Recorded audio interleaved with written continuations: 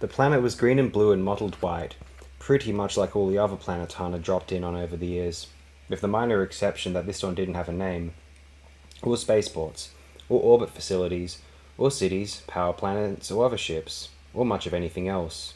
That's it, huh? He asked Mara. She didn't answer. Han looked over and found her staring at the planet hanging out there in front of them. Well, is it or isn't it? He prompted. It is, she said, her voice strangely hollow. We're here. Good, Han said, still frowning at her. Great. You going to tell us where this mountain is, or are we just going to fly around and see where we draw fire from? Mara seemed to shake herself. It's about halfway between the equator and the North Pole, she said, near the eastern edge of the main continent, a single mountain rising out of forest and grassland. Okay, Han said, feeding in the information, hoping the sensors wouldn't loop out and fail on him. Mara had made enough snide comments about the Falcon as it was. Behind him, the cockpit door slid open. Lando and Chewbacca came in. How about it? Lando asked. We there? Where there? Mara said before Han could answer. Chewbacca rumbled a question. No, seems to be a real low-tech place. Han shook his head. No power sources or transmissions anywhere. Military bases? Lando asked. If they're there, I can't find them. Han said. Interesting, Lando murmured, peering over Mara's shoulder. I wouldn't have pegged the Grand Admiral as being the trusting sort. The place was designed to be a private storehouse, Mara reminded him tartly, not a display ad for Imperial hardware. There weren't any garrisons or command centers scattered around for Thrawn to have moved into. So whatever he's got would be stashed inside the mountain? Han asked. Plus probably a few ground patrols just outside, Mara said, but they won't have any fighter squadrons or heavy weaponry to throw at us. That'll be a nice change, Lando said wryly. Unless Thrawn decided to put up a couple of garrisons on his own, Han pointed out. You and Chewie'd better charge up the quads, just in case. Right. The two of them left. Han shifted into a general approach vector, then keyed for a sensor search. Trouble? Mara asked. Probably not, Han assured her, watching the displays, but there was nothing showing anywhere around them. A couple of times on the way in I thought I spotted something hanging around back there. Calrissian thought he saw something when we changed course at Abroa Sky, too, Mara said, peering down at the display. Could be something for really good sensor stealth mode. Or just a glitch, Han said. That Frabotech's been giving us trouble lately. Mara craned her neck to look out the starboard. Could someone have followed us here from Coruscant? Who knew we were coming? Han countered. No, there was nothing there. Must have been his imagination. How much of this private storehouse did you see? Slowly, Mara turned back to face forward, not looking all that convinced. Not much more than the route between the entrance and the throne room at the top, she said, but I know where the Sparty cylinder chamber is. How about the power generators? I never actually saw them, she said, but I remember hearing that the cooling system pulls in water from a river flowing down the northeastern slope of the mountain. They're probably somewhere on that side.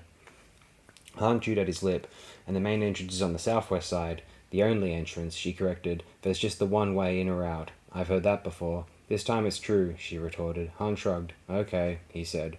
There was no point in arguing about it, not until they'd looked the place over anyway. The cockpit door slid open and he glanced over his shoulder to see Luke come in. We're here, kid, he said. I know, Luke said, moving forward to stand behind Mara. Mara told me. Han threw a look at Mara. Near as he could tell, she'd spent the whole trip avoiding Luke, which wasn't all that easy on a ship the size of the Falcon. Luke had returned the favour by staying out of her way, which wasn't much easier. She did, huh? It's all right, Luke assured him, gazing out at the planet ahead. So that's Wayland. That's Wayland, Mara said shortly, unstrapping and brushing past Luke. I'll be in back, she said over her shoulder and left. You two work so well together, Han commented as the cockpit door slid shut behind her. Actually, we do, Luke said, sliding into the co-pilot seat Mara had just vacated. You should have seen us aboard the Chimera when we went into rescue Card. She's a good person to have at your side. Han threw him a sideways look, except when she wants to slide a knife in it. I'm willing to take my chances, Luke smiled. Must be one of those crazy Jedi things. This isn't funny, Luke, Han growled. She hasn't given up on killing you, you know. She told Leia that back on Coruscant, which tells me that she doesn't really want to do it, Luke countered. People don't usually go around announcing murder plans in advance, especially not to the victim's family. You willing to bet your life on that? Luke shrugged fractionally. I already have. The Falcon was skimming along the outer atmosphere now, and the computer had finally identified a probable location for Mount Tantus. Well, if you ask me, this isn't a good time to be running short odds, he told Luke, giving the sensor map a quick study. A straight-in southern approach, he decided, that would give them forest cover for both the landing and the overland trip. You have any suggestions? Luke asked. Yeah, I've got one, Han said, changing course toward the distant mountain. We live with the Falcon at the landing site.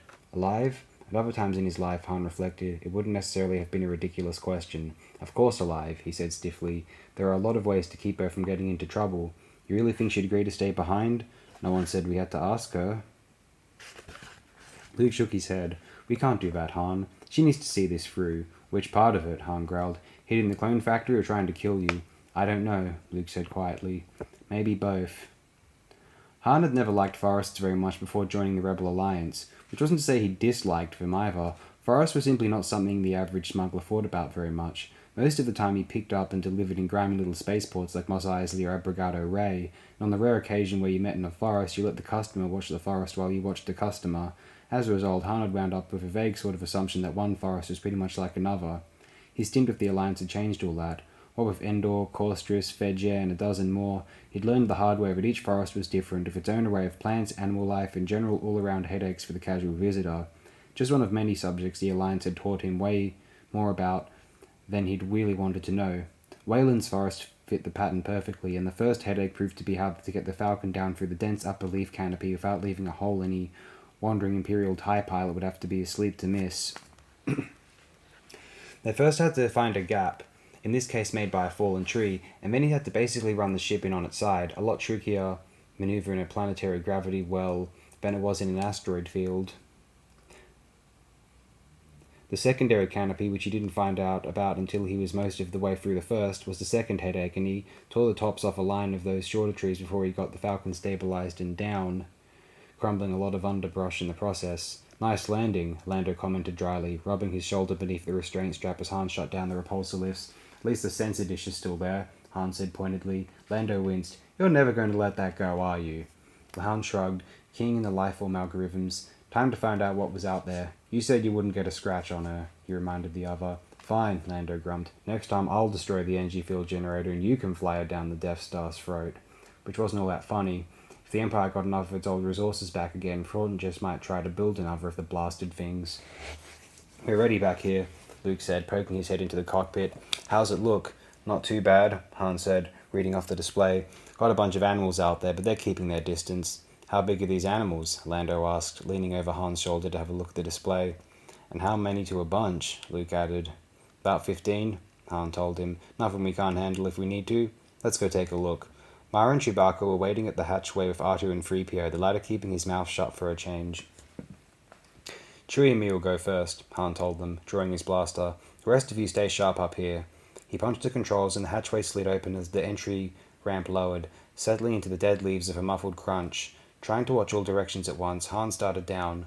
He spotted the first of the animals before he'd reached the bottom of the ramp, grey with a freckling of white across its back, maybe 2 meters from nose to tail tuft.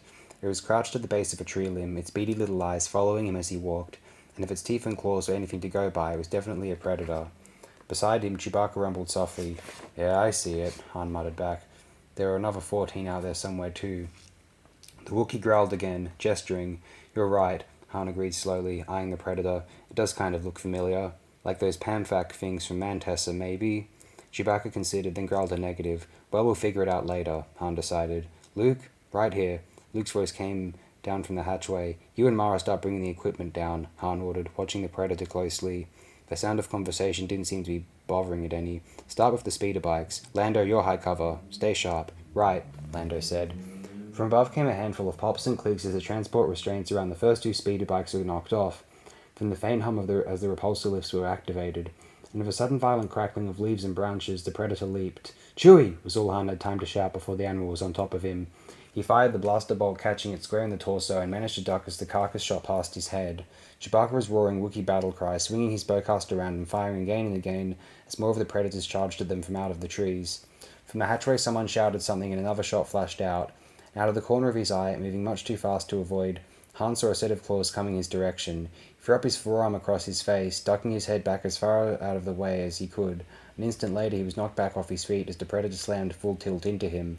A moment of pressure and lancing pain as the claws dug through his camouflage jacket. Then suddenly the weight was gone.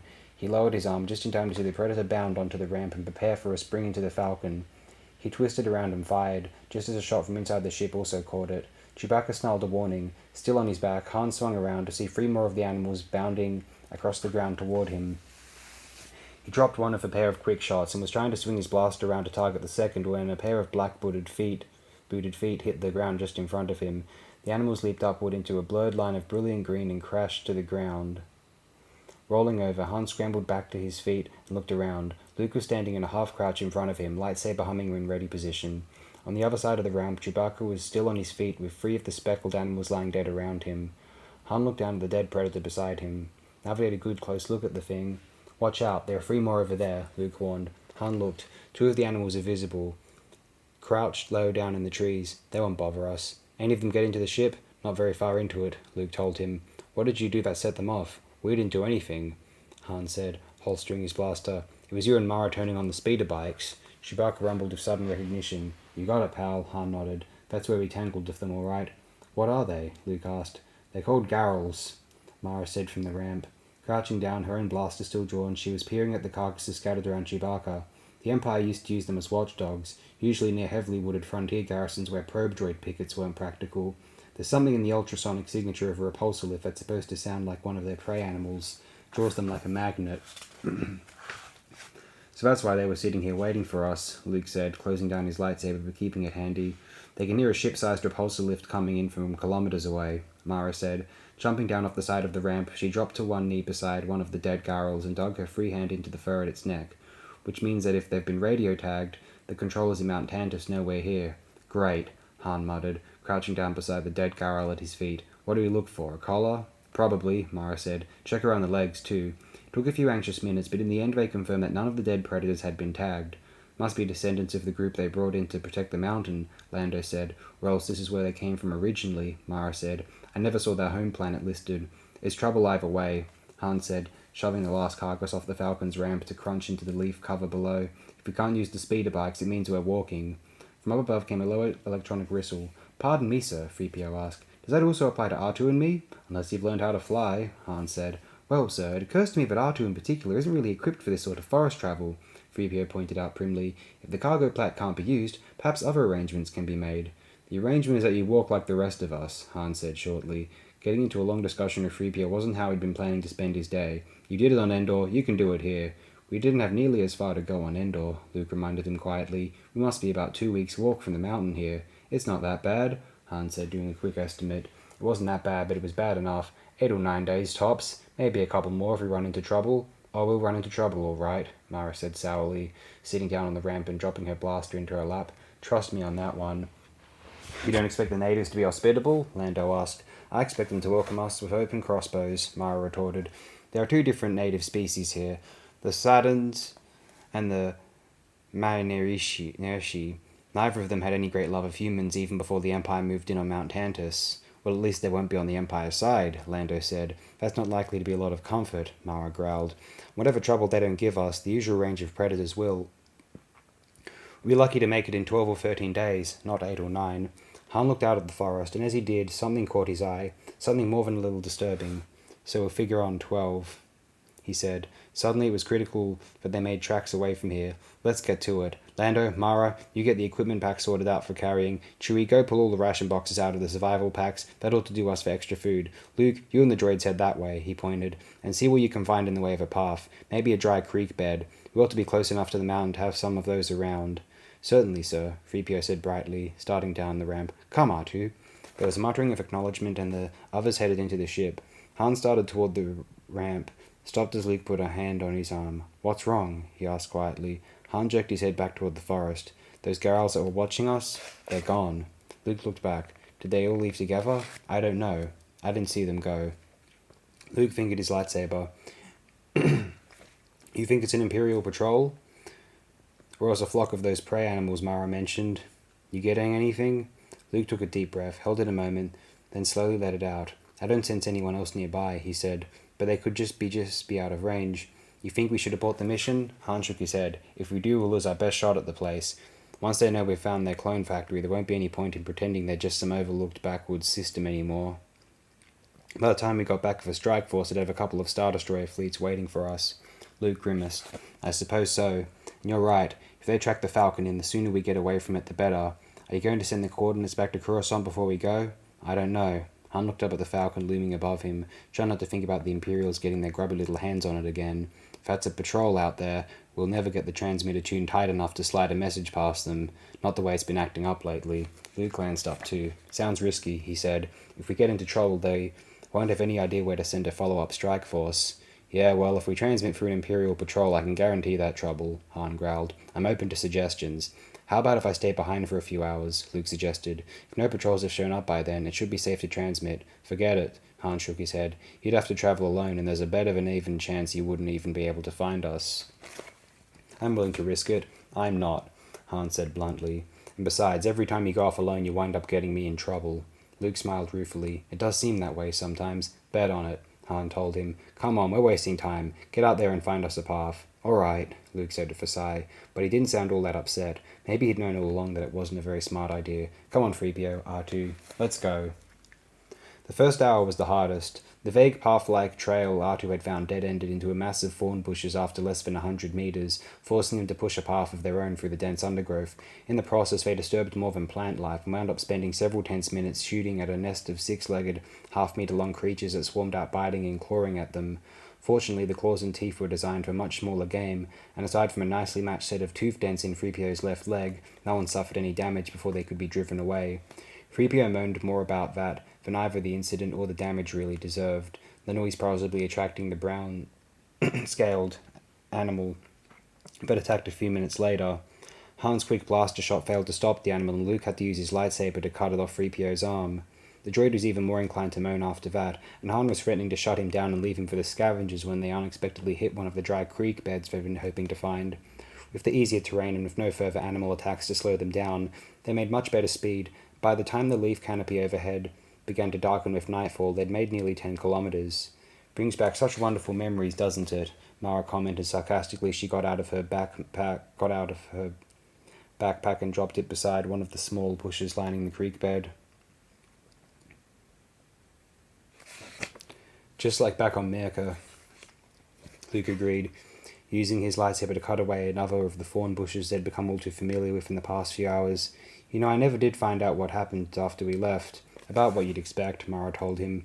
We cleared out about 2 steps ahead of Thrawn's AT-ATs, and then nearly got caught anyway when Card insisted on hanging around to watch. Is that why you're helping us? He asked her. Because Thrawn's put a death mark on Card?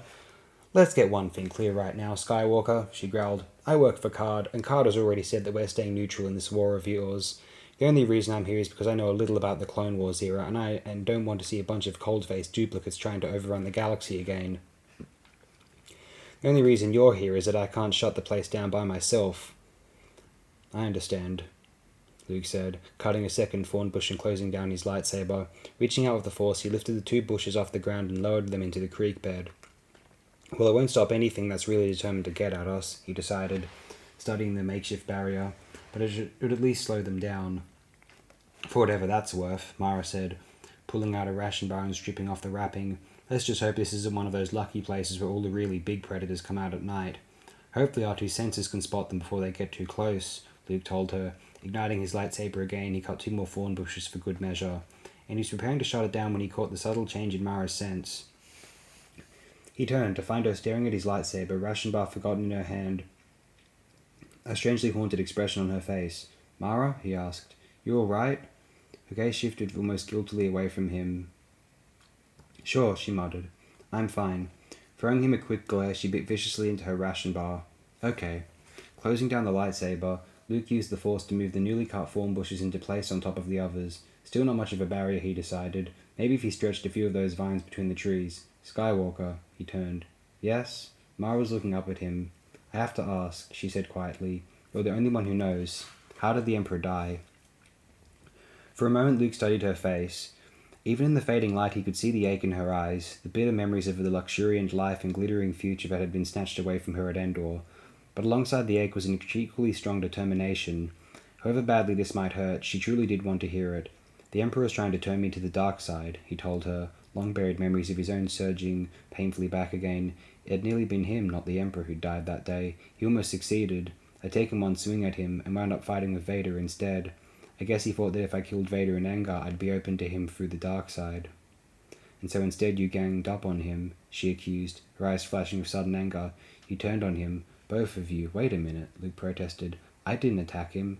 Not after that first swing. What are you talking about? She demanded. I saw you do it. Both of you moved in against him with your lightsabers. I saw you do it.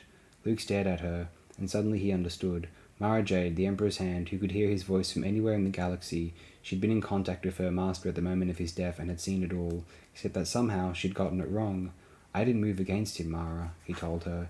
He was about to kill me when Vader picked him up and threw him down an open shaft. I couldn't have done anything, even if I'd wanted to. I was still half paralyzed from the lightning bolts he'd hit me with. What do you mean, if you'd wanted to? Mara said scornfully. That was the whole reason you went aboard the Death Star in the first place, wasn't it? Luke shook his head. No, I went there to try and turn Vader away from the dark side.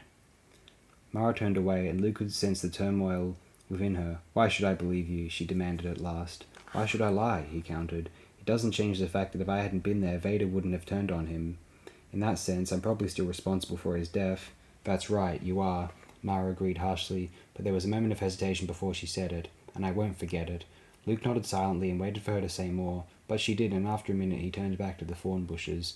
I'd go easy on those things if I were you, Mara said from behind him, her voice cool and under control again. You don't want to trap us in an area this size if something big comes over the bushes. Good point, Luke said, understanding both the words and the meaning beneath them. There was a job to do, and until that job was finished, she still needed Luke alive. At which point she would have to face the destiny that had been prepared for her, or would have to choose a new one. Closing down his lightsaber, he stepped past Mara to where the others were busy setting up camp. Time to check on the droids. The door to the assemblage chamber slid open, and a small flood of beings and droids began pouring out into the grand corridor, chattering among themselves in the usual spectrum of different languages. Glancing at Winter as the two of them walked toward the crowd, Leia nodded. It was showtime. Anything else come in that I should know about? She asked as they passed along the edge of the flow. There was an unusual follow-up to the Pantaloman report, Winter said, her eyes flicking casually around the crowd. A bounty hunter there claims to have penetrated the Imperial shipyards at Ord Tracy and is offering to sell us information about their new building program. I've dealt with my share of bounty hunters, Leia said, trying not to look around the crowd as they passed through it. Winter was watching, and with her perfect memory she would remember everyone who was close enough to overhear their conversation. What makes Colonel Durland think we can trust him? He's not sure we can, Winter said. The smuggler offered what he said was a free sample, the information that there are 3 Imperial Star Destroyers within a month of completion out there. Colonel Durland said Wing Commander Harley's is drawing up a plan to confirm that. They were out of the grand corridor now, following along with a handful of beings who hadn't yet split off toward offices or other conference rooms. Sounds dangerous, Leia said, dutifully running their prepared script out to the end. I hope he's not just going to do a flyby.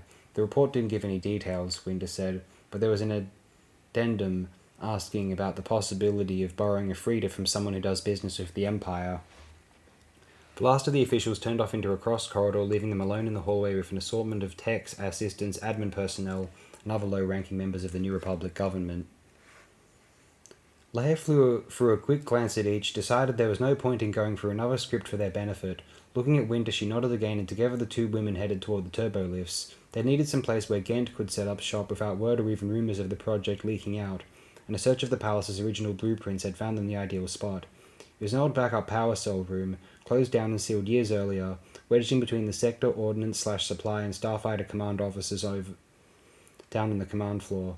Leia had cut a new entrance from a service corridor with her lightsaber, but Liblis had helped them run power cables and data lines, and Ghent had set up his decrypting program.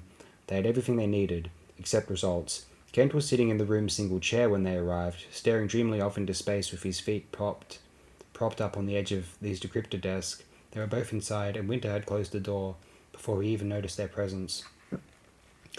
"Oh, hi," he said, dropping his feet to the floor with a muffled thud. "Not so loud, please," Leia reminded him, wincing. The officers working on the other sides of the thin walls would probably ascribe any stray noises to the adjacent officers, but then again they might not. "Has General Beliblis brought the latest transmissions in yet?" she asked. "Yeah, about an hour ago," Ghent nodded, whispering almost inaudibly now. "I just finished slicing them." He tapped a key and a series of decrypted messages came up on the display. Leia stepped up behind his chair, reading down them. Details of upcoming military deployments, what seemed to be verbatim transcriptions of high-level diplomatic conversations, tidbits of idle palace gossip. As always, Delta Source had covered the whole range from the significant to the trivial. "There's one of ours," Winter said, touching a spot on the display. Leia read the item, an unconfirmed intelligence report from the Bafash system, suggesting that the Chimera and its support ships had been spotted near Anchoron. That was one of theirs, all right. How many heard that one? She asked Winter. Only 47, Winter told her, already busy with Ghent's datapad. It was just before 3 yesterday afternoon, during the second assemblage session, and the grand corridor was fairly empty. Leia nodded and turned back to the display. By the time Winter had finished her list, she'd identified 2 more of their decoy messages. By the time Winter had finished those, she'd found another 5. Looks like that's it, she said as Winter handed Ghent her first 3 lists and got to work on the others. Let's go ahead and run these through your sifter. Okay, Ghent said, throwing one last look of awe at Winter before turning back to his console. 3 days into this scheme, he still hadn't gotten over the way she could remember every single detail of 50 separate 1-minute conversations. Okay, let's see. Correlations. Okay, we're down to 127 possibilities. Mostly text and admin types, looks like. Some off-world diplomats, too. Leia shook her head. None of those are likely to have access to all of this information, she said, waving at the decrypt display. It has to be someone considerably high up the command structure. Wait a minute, Ghent interrupted, raising a finger. You want a big fish? You got one. Councillor Zahn Tev of Solist. Leia frowned at the display. That's impossible. He was one of the earliest leaders in the Rebel Alliance. In fact, I think he was the one who brought Nian Num and his private raiding squad over to us after the Empire forced them out of Solist system. Ghent shrugged. I don't know anything about that. All I know is that he heard all 15 of those little teasers that wound up on Delta Source's transmitter. It can't be Councillor Tev. Winter spoke up absently, still working at the datapad. He wasn't present during any of these last 6 conversations. Maybe one of his aides heard it, Ghent offered. He didn't have to be there personally. Winter shook her head. No, one of his aides was present, but only for one of these conversations. More importantly, Councillor Tev was present for 2 conversations the day before yesterday that Delta Source didn't transmit. 9:15 in the morning and 2:48 in the afternoon. Ghent keyed up the relevant lists. You're right, he confirmed. Didn't think about checking things that direction. Guess I'd better work up a better sifter program. Behind Leia, their makeshift door swung open, and she turned to see Beliblis come in. Thought I'd find you here, he nodded to Leia. We're about ready to give the Stardust plan its first try, if you want to come and watch. The latest scheme to locate the swarm of cloaked asteroids Thrawn had left in orbit around Coruscant. Yes, I do, Leia said. Winter, I'll be in the war room when you're finished here. Yes, Your Highness. Leia and Beliblis left the room and headed single file down the service corridor. Find anything yet? The General asked over his shoulder. Winter's still running yesterday's list, Leia told him. So far we've got around 130 possibilities. Beliblis nodded. Considering how many of us there are working in the palace, I'd say that qualifies as progress. Maybe, she hesitated. It's occurred to me that this scheme will only work if Delta Source is a single person. If it's a whole group, we may not be able to weed them out this way. Perhaps, Beliblis agreed, but I have a hard time believing we could have that many traitors here. Matter of fact, I still have trouble believing we have even one. I've always thought that Delta Source might be some kind of exotic recording system, something security simply hasn't been able to locate yet. I've watched them do counterintelligence sweeps, Leia said. I can't think how they could possibly have missed anything. Unfortunately, neither can I. They arrived in the war room to find General Reekin and Admiral Drayson standing behind the main command console. Princess? Reekin greeted her gravely. You're just in time. Leia looked up at the master visual. An old transport had left the group of ships standing guard in far orbit and was making its careful way down toward the planet. How far in is it going to come? Leia asked. We're going to start just above the planetary shield, Counselor, Drayson told her. The post-battle analysis indicates that most of the cloaked asteroids probably wound up in low orbit. Leia nodded, and since those would be the ones most likely to sneak through if they opened the shield, it made all the more sense to start there. Slowly moving with the tentative awkwardness of a ship under remote control, the transport came closer in. All right, Drayson said. Transport 1, control, cut drive, and prepare to dump on my command. Ready? Dump. For a moment nothing happened. Then abruptly, a cloud of brilliant dust began to billow from the aft end of the transport, swirling around lazily in the ship's wake. Keep it coming, Drayson said. Harrier, stand by, negative ion beams. All dust is clear of the transport, Admiral, one of the officers repeated. Transport 1, control, pull her away, Drayson ordered. But slowly, Beliblis murmured. We don't want to carve exhaust grooves through the dust. Drayson threw an annoyed look back at him. Take it nice and slow, he said grudgingly. Do we have any readings yet?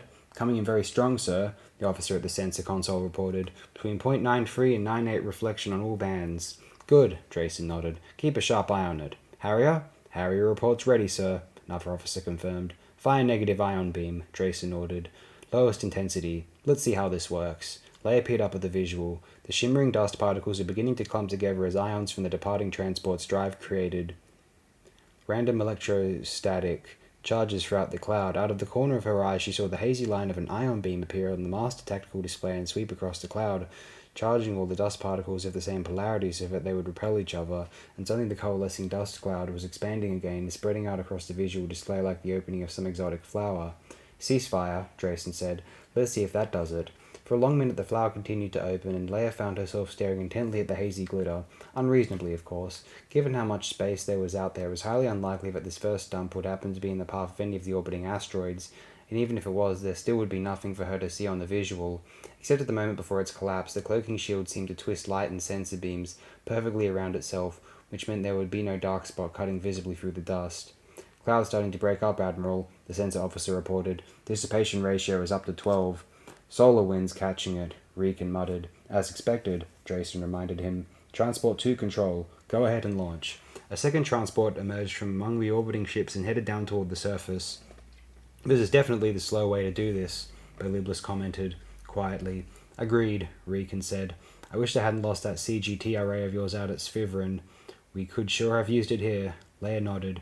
Crystal graph field traps, originally designed to zoom in on the massive sensor-stealthed ships from thousands of kilometers away, would be ideal for this job. "I thought Intelligence had a lead on another one." "They've got leads on 3, Regan said. "Problem is, they're all in Imperial space. I'm still not convinced the CGT would do us all that much good here," Beliblis said. "This close in, I suspect that Coruscant's gravity would swamp any readings we got from the asteroids. It would be tricky, no doubt about that," Regan agreed, "but I think it's our best chance." It fell silent as, on the visual, the second transport reached its target zone and repeated the procedure of the first. Again, nothing. "That solar wind is going to be a real nuisance," Beliblis commented as the third transport headed out. "We may want to consider going with larger dust particles on the next batch." "Or shifting operations to the night side," Regan suggested. "That would at least cut back the effect." "Turbulence!" the sensor officer barked. "Vector 117, bearing 492. There was a mad scramble for the sensor console. At the very edge of the still expanding second dust cloud, a hazy orange line had appeared, marking the turbulence created by the invisible asteroid's passage. "Get a track on it," Drayson ordered. "Harrier, fire at will." On the visual, red lines lanced out as the Dreadnought's turbolasers began to sweep across the projected path. Leia watched the visual, hands gripping the sensor officer's chair back. And suddenly, there it was, a misshapen lump of rock drifting slowly across the stars. "Cease fire," Drayson ordered. "Well done, gentlemen." "All right, Allegiant, it's your turn. Get your tech crew out there." He broke off. On the visual, a mesh of thin lines had appeared, crisscrossing the dark bulk of the asteroid. For a brief moment they flared brilliantly, then faded away. "Belay that order, Allegiant," Drayson growled. "Looks like the Grand Admiral doesn't want anyone else getting a look at his little toys." "At least we found one of them," Leia said. "That's something." "Right," Regan said dryly. "Leaves just under 300 to go." Leia nodded again and started to turn away. This was going to take a while, and she might as well get back to winter in Ghent. "Collision!" the sensor officer snapped. She twisted back. On the visual, the third transport was spinning wildly off course, its stern crushed and on fire, its cargo of dust spraying out in all directions. "Can you get a track?" Drayson demanded. The officer's hands were skating across his board. "Negative. Insufficient data. All I can do is a probability cone." "I'll take it," Drayson said. "All ships, open fire. Full pattern bombardment. Target cone is indicated." The cone had appeared on the tactical, and from the distant fleet turbolaser fire began to appear. "Open the cone to 50% probability," Drayson ordered. "Battle stations, you take the outer cone. I want that target found." The encouragement was unnecessary. The space above Coruscant had become a firestorm, with turbolaser blasts and proton torpedoes cutting through the marked probability cone. The target zone stretched and expanded as the computers calculated the invisible asteroid's possible paths, the ships and battle stations shifting aim in response. But there was nothing there, and after a few minutes Drayson had finally conceded defeat. "All units cease fire," he said, his voice tired. "There's no more point. We've lost it." There didn't seem to be anything else to be said. In silence they stood and watched as the crippled transport, far out of range of the fleet's tractor beams, spun slowly toward the planetary shield and its impending death. Its crushed stern skimmed the shield, and the fire of burning drive gases was joined by the sharp blue-white edge of shattered atomic bonds. A muffled flash as the stern broke away, a brighter flash as the bow hit the shield, scatterings of dark debris against the flame as the hull began to break up, and with a final spattering of diffuse fire it was gone. Leia watched the last flickers fade away, running through her Jedi calming exercises and forcing the anger from her mind, allowing herself the luxury of hating Thrawn for doing this to them would only fog her own intellect. Worse, such hatred would be a perilous step toward the dark side. There was a breath of movement at her shoulder, and she turned to see Winter at her side. The other woman was gazing up at the visual, a look of ancient pain deep in her eyes. "It's all right," Leia assured her. "There wasn't anyone aboard." "I know," Winter murmured. "I was thinking about another transport I saw go down like that over Zyquine, a passenger transport." She took a deep breath, and Leia could see the conscious effort as she put her always vivid past away from her. "I'd like to speak with you, Your Highness, whenever you're finished here." Leia reached out past Winter's carefully neutral expression and touched her sense. Whatever the news was, it wasn't good. "I'll come now," she said. They left the war room and circled back past the turbolifts to the service corridor in their secret decrypt room, and the news was indeed not good. "This can't be," Leia said, shaking her head as she reread Gent's analysis. We know there's a leak in the palace. I've checked it backwards, forwards, and from the inside out, Gent said. It comes up the same every time. Feeding everyone who heard and didn't hear the stuff Delta Source sent out. Feeding everyone who heard or didn't hear the stuff Delta Source didn't send out, and you come out with the same answer every time. A straight, flat 0. Leia keyed the datapad for a replay and watched as the list of names dwindled with each sifting until it was gone. But Delta Source has to be more than one person, she said. I already ran that, Gent said, waving his hands helplessly. It doesn't work either. You wind up having to have at least 15 people. Your security here can't be that bad. Then he's picking and choosing what he transmits, sending some of what he hears but not all of it. Gent scratched at his cheek. I suppose that could be it, he said reluctantly. I don't know, though. Look at some of the really stupid stuff he sent. I mean, there was one in that last transmission that was nothing but a couple of Arcona talking about what one of them was going to name her hatchlings. Either this guy doesn't remember too good or else he's got a really weird priority list. The door opened and Leia turned as Beliblis stepped in. I saw you leave, the general said. Have you found something? Wordlessly, Leia handed him the datapad. Beliblis glanced over it, then read it through more carefully. Interesting, he said at last. Either the analysis is wrong, or Winter's memory is starting to fail her, or Delta Source is onto us. How do you figure that? Leia asked. Because he's clearly no longer transmitting everything he hears, Beliblis said. Something must have aroused his suspicions. Leia thought back to all their staged conversations. No, she said slowly. I don't believe it. I never picked up even a hint of malice or suspicion. Beliblis shrugged. The alternative is to believe we have a whole spy nest here. Wait a minute, though. This isn't quite as bad as it sounds. If we assume he didn't catch on right away, we should still be able to use the data from the first 2 days to cut the suspect list down to a manageable number. Leia felt her stomach tighten. We're talking about over 100 trusted members of the New Republic here. We can't go around accusing that many people of treason. Councillor Failur's accusations against Admiral Akbar were bad enough. This would be orders of magnitude worse. I know that, Leia, Beliblis said firmly. But we can't let the Empire continue to listen in on our secrets. Offer me an alternative and I'll take it. Leia bit at her lip, her mind racing. What about that comment you made on the way to the war room? She asked. You said you thought Delta Source might be nothing but an exotic recording system. If it is, it's somewhere in the Grand Corridor, Winter said before Beliblis could answer. That's where all the conversations that were transmitted took place. Are you sure? Beliblis frowned. Absolutely, Winter said. Every one. That's it then, Leia said, feeling the first stirrings of excitement. Somehow, someone's planted a recording system in the Grand Corridor.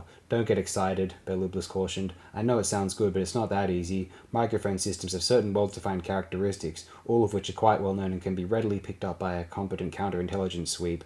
Unless it goes dormant when counterintelligence comes by, Gent suggested. I've seen systems that do that. Beliblis shook his head. But then you're talking something with at least minimal decision-making capabilities. Anything that close to droid-level intelligence would... Hey! Gent interrupted excitedly. That's it! Delta Source isn't a person. It's a droid. Leia looked at Beliblis. Is that possible? I don't know, the general said slowly. Implanting secondary espionage programming in a droid is certainly feasible. The problem is how to get that programming in past the palace's usual security procedures, and then avoiding the counterintelligence sweeps. It would have to be a droid that has good reason to hang around the Grand Corridor, Leia said, trying to think it through, but who can also leave without attracting notice whenever a sweep gets underway. And given the sort of high-level traffic that passes through the Grand Corridor, the EU's sweeps are pretty frequent, Beliblis agreed. Gent, can you get into security's records and pull a list of sweep times over the past 3 or 4 days? Sure, the kid shrugged. Probably take me a couple of hours, though. Unless you don't care if they spot me. Beliblis looked at Leia. What do you think? We certainly don't want him to get caught, Leia said. On the other hand, we don't want to give Delta Source free reign of the palace any longer than we have to. Your Highness? Winter asked. Pardon me, but it seems to me that if the sweeps are that frequent, all we need to do is watch the Grand Corridor until one gets underway and then see which droids leave. It's worth a try, Beliblis said. Gent, you get started on security. Leia, Winter, let's go. They're coming, Winter's voice came softly from the comlink nestled in Leia's palm. You're sure they're palace security? Beliblis's voice said. Yes, Winter said. I've seen Colonel Bremen giving them orders, and they have droids and equipment with them. Sounds like this is it, Leia murmured, surreptitiously raising her hand near her mouth and hoping the 3 Kubas sitting across the lounge/conversation ring from her wouldn't notice the odd behavior. Watch carefully. There were acknowledging murmurs from both of them. Lowering her head back to her lap, Leia looked around. Her hand back to her lap, Leia looked around. This was it, all right. Possibly the clearest shot at Delta Source they were likely to get. With an assemblage meeting just letting out and a council meeting about to start, the Grand Corridor was crowded with high-ranking officials, with officials, their aides and assistants, and their droids. On one level, Leia had always known how common droids were in the Imperial Palace.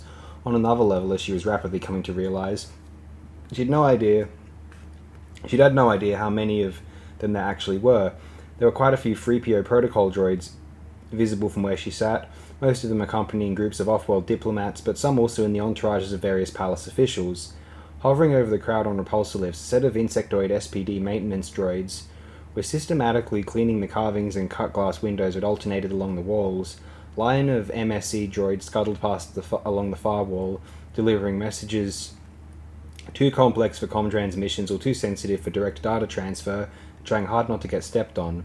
At the next of the greenish-purple charla trees down the line, occasionally visible through the crowd, an MN2E maintenance droid was carefully pruning away dead leaves.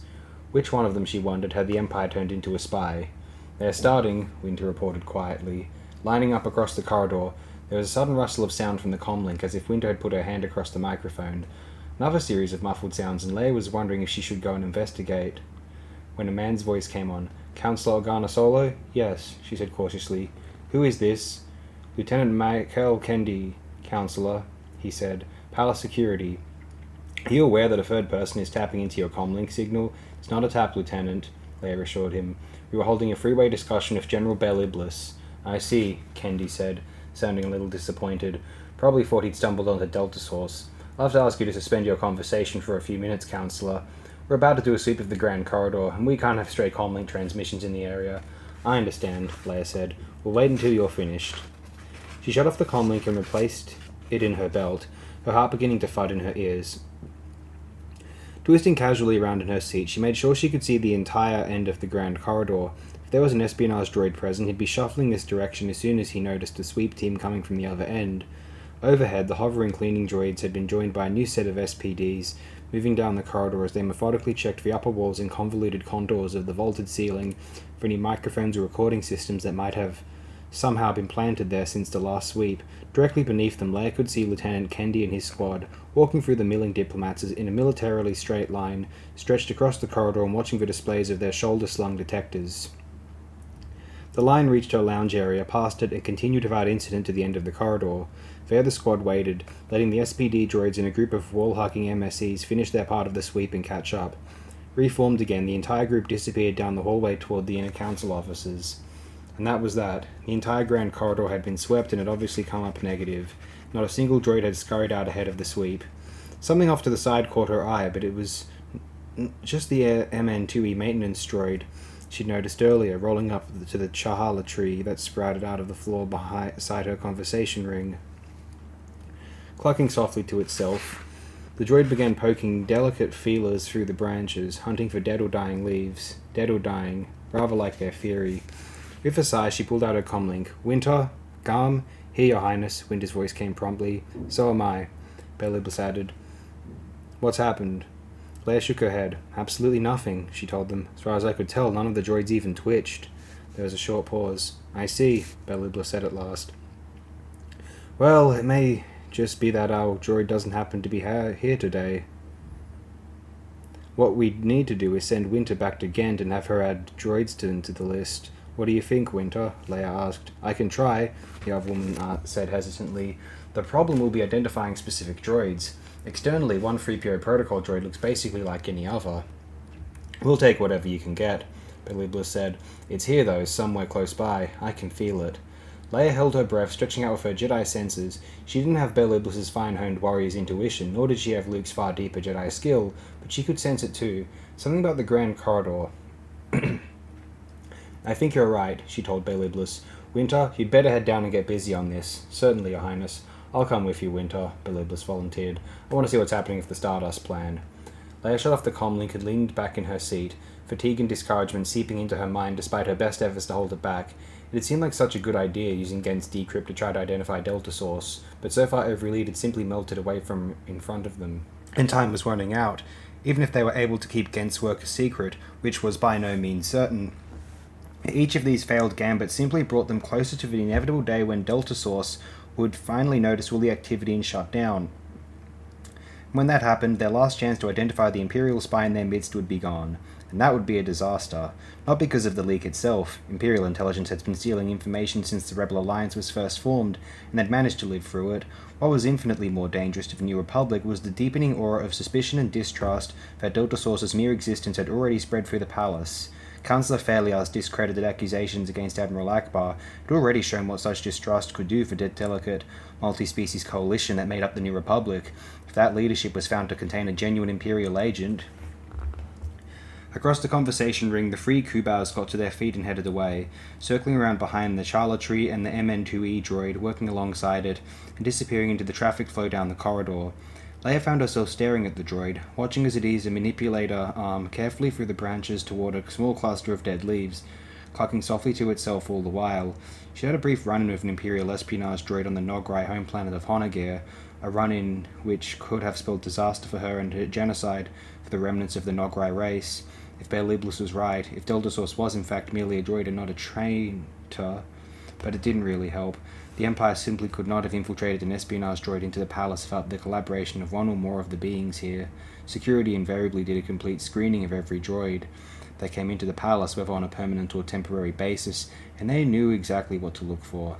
Hidden secondary espionage programming would show up like a burst of pale red against the subtle background pattern on that Charla tree. Leia frowned, staring at the tree, as her chain of thought jolted to a halt. Another small burst of red appeared on the slender trunk as she watched, sending a pale red ring rippling outward and around the trunk until it faded into the quiet purple background turmoil. Another flicker followed, and another, chasing each other around the trunk like ripples from a dripping waterline. All of them more or less the same size, all of them originating from the same place on the trunk. Each of them exactly in time with one of the clucking noises from the MN2E droid. And suddenly then it hit her, like a violent wave of icy water. Fumbling at her belt with suddenly trembling fingers, she keyed for the central operator. "This is Councillor Organa Solo," she identified herself. "Get me Colonel Bremen in security. Tell him I found Delta Source." They had to dig nearly 8 meters down before they found it. A long, fat, age-tarnished tube half buried in the side of the Charla tree's taproot, with 1,000 slender sampling leads feeding into one end and a direct transmission fiber snaking out the other. Even then, it took another hour on the preliminary report before Bremen himself was finally convinced. "The techs say it's nothing like they've ever seen before," the security chief told Leia. Bail Iblis and Mon Mothma as they stood on the scattered dirt around the uprooted Charla tree. "But apparently it's reasonably straightforward. Any pressure on the Charla tree's trunk, including the pressure created by sound waves, sets off small chemical changes in the inner layers of bark." "Which is what creates the shifting colours and patterns?" Mon Mothma asked. "Right." Bremen nodded, wincing slightly. "Obvious in hindsight, really. The pattern changes are far too fast to be anything but biochemical in origin. Anyway, those implanted tubes running up into the trunk continuously sample the chemicals and shunt the information back down to the module on the taproot. The module takes the chemical data, turns it back into pressure data, and from there back into speech. Some other module, maybe farther down the taproot, sorts out the conversations and gets the whole thing ready for encrypting and transmission. That's all there is to it." "An organic microphone," Bail Iblis nodded, "with no electronics anywhere in sight for a counterintelligence sweep to pick up." "A whole series of organic microphones," Bremen corrected, glancing significantly at the twin rows of trees lining the grand corridor. "We'll get rid of them right away." "Such a brilliant plan," Mon Mothma mused, "and so very like the Emperor. I'd always wondered how he obtained some of the information he used against us in the Senate." She shook her head. "Even after his death, it seems, his hand can move against us." "Well, this part's about to be stilled anyway," Bail Iblis said. "Let's get a team up here, Colonel, and dig up some trees." In the distance, far across the scarred plain, there was a glimmer of reflected light. "Mazik's coming," Card commented. Gillespie turned his attention from the refreshments table and squinted out past the crumbling fortress wall. "Someone's coming anyway," he agreed, putting down his cup and the cold Buralki he'd been munching on, and wiping his hands on his tunic. Pulling out his macro binoculars, he peered through them. "Yeah, it's him," he confirmed. "Funny, he's got 2 other ships with him." Card frowned at the approaching spot. "2 other ships? Take a look," Gillespie said, handing over the macro binoculars. Card held them up to his eyes. "There are 3 incoming, all right. A sleek space yacht and 2 slender, highly vicious-looking ships of an unfamiliar design." "Suppose he's brought some guests?" Gillespie asked. "He didn't say anything about guests when he checked in with Aves a few minutes ago," Card said. Even as he watched, the 2 flanking ships left the formation, dropping to the plain below and vanishing into one of the deep ravines crisscrossing it. "Maybe you'd better check." "Maybe I'd better," Card agreed, handing back the macro binoculars and pulling out his comlink. "Aves, you have some idea on our incoming?" "Sure do," Aves' voice came back. "Gimmicked IDs on all of them, but we read them as the Distant Rainbow, the Skyclaw, and the Raptor." Card grimaced. The designs might not be familiar, but the names certainly were. Mazik's personal transport and 2 of his favorite customized fighters. Thank you, he said and shut down the comlink. Well? Gillespie asked. Card returned the comlink to his belt. It's just Mazik, he said. What's that about Mazik? Niles Ferrier's voice put in. Card turned. The ship thief was standing behind them at the refreshments table, a generous helping of charred perky nuts cupped in one hand.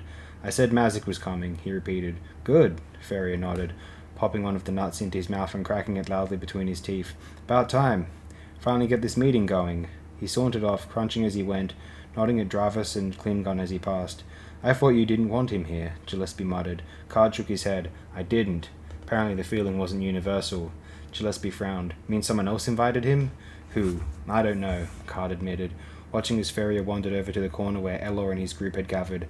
I haven't found a way to ask around without looking either petty, suspicious, or overbearing. Anyway, it's probably quite innocent. Someone assuming that all those at the original Trogan meeting should continue to be involved. The lack of an invitation notwithstanding, Card shrugged. Perhaps that was assumed to be an oversight. At any rate, calling attention to it at this point would only create friction. Some of the others already seem resentful that I've apparently taken over management of the operation. Gillespie tossed the last bit of Buralki into his mouth. Yeah, maybe it's innocent, he said darkly, but maybe it's not. We're keeping a good watch on the likely approaches, Card reminded him. If Ferrier's made a deal with the Empire, we'll see them coming in plenty of time. I hope so, Gillespie grunted, surveying the refreshments table for his next target. I hate running on a full stomach. Card smiled and he was starting to turn away when his comlink beeped.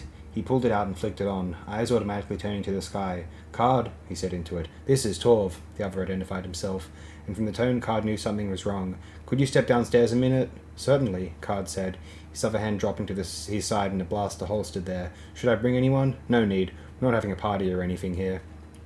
Translation. Reinforcements are already on their way. Understood, Card said. I'll be right there. He shut off the comlink and returned it to his belt. Trouble? Gillespie asked, eyeing Card over his glass. We've got an intruder, Card said, glancing around the courtyard. None of the other smugglers or their entourages seemed to be looking in his direction. Do me a favour and keep an eye on things here. Sure.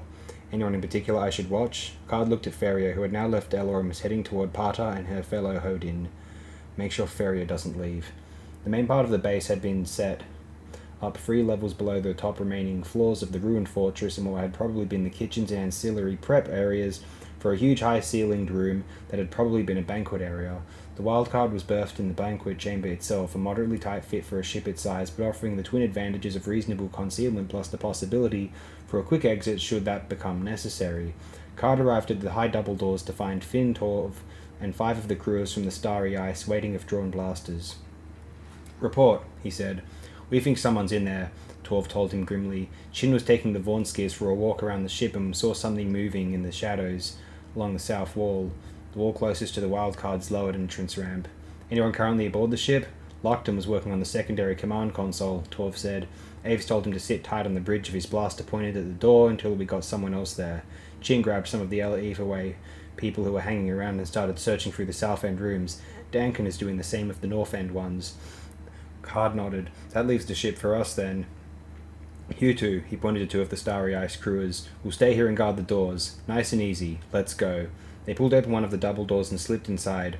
Directly ahead, the wildcard's stern rose up, darkly in front of them. 150 meters beyond it, glimpses of the blue Hijana sky could be seen through the broken fortress wall. I wish we had better lighting in here, Torv muttered as he looked around. It looks easier to hide in than it really is, Card assured him, pulling out his comlink. Dankin, Chin, this is Card. Report. Nothing so far in the north end rooms. Dankin's voice came promptly. I sent Corvus for some portable sensor equipment, but he's not back yet. Nothing here either, Captain, Chin added. All right, Card said. We're coming in around the starboard side of the ship and heading for the entryway. Be ready to give us cover fire if we need it. We're ready, Captain. Card slid the comlink back in his belt. Taking a deep breath, he headed out. They searched the ship, the banquet chamber, and all the offices and storerooms on the periphery, and in the end they found no one. I must have imagined it, Chin said morosely as the searchers gathered together at the foot of the wildcard's entrance ramp. Sorry, Captain. Truly sorry. Don't worry about it, Card said, looking around the banquet chamber. Cleared or not, there was still an uneasy feeling tugging at him, like someone was watching and laughing. We all misread things sometimes. If this was in fact a misreading, Torv, you're certain you and Lockton covered the entire ship? Every cubic meter of it, Torv said firmly. If anyone sneaked into the wildcard, he was out long before we got here. What about those Vornskir pets of yours, sir? One of the Starry Ice crewers asked. Are they any good at tracking? Only if you're hunting your Salamiri or Jedi, Card told him. Well, whoever was here seems to be gone now. Still, we may have driven him off before he finished whatever it was he came to do. Torv, I want you to set up a guard detail for the area. Have Aves alert the duty personnel aboard the Starry Eyes and Eve away as well. Right, Torv said, pulling out his comlink. What about our guests upstairs? Should we warn them too? What are we, their mothers? One of the other crewers snorted. They're big boys, they can look out for themselves.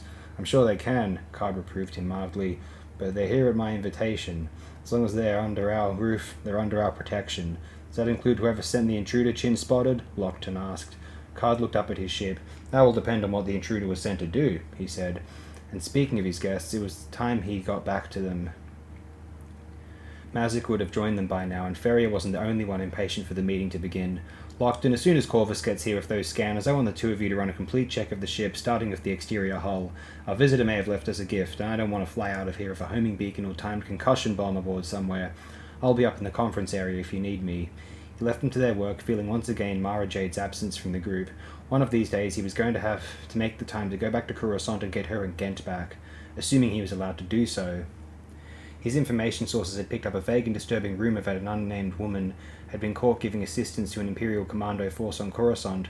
Given Mara's obvious disdain for Grand Admiral Thrawn, it was unlikely she would actually give his empire any help, but on the other hand, there are many in the New Republic starting to edge toward a kind of war hysteria, and given her shadowy history, Mara was an obvious candidate for that kind of accusation, all the more reason for him to get her off Coruscant.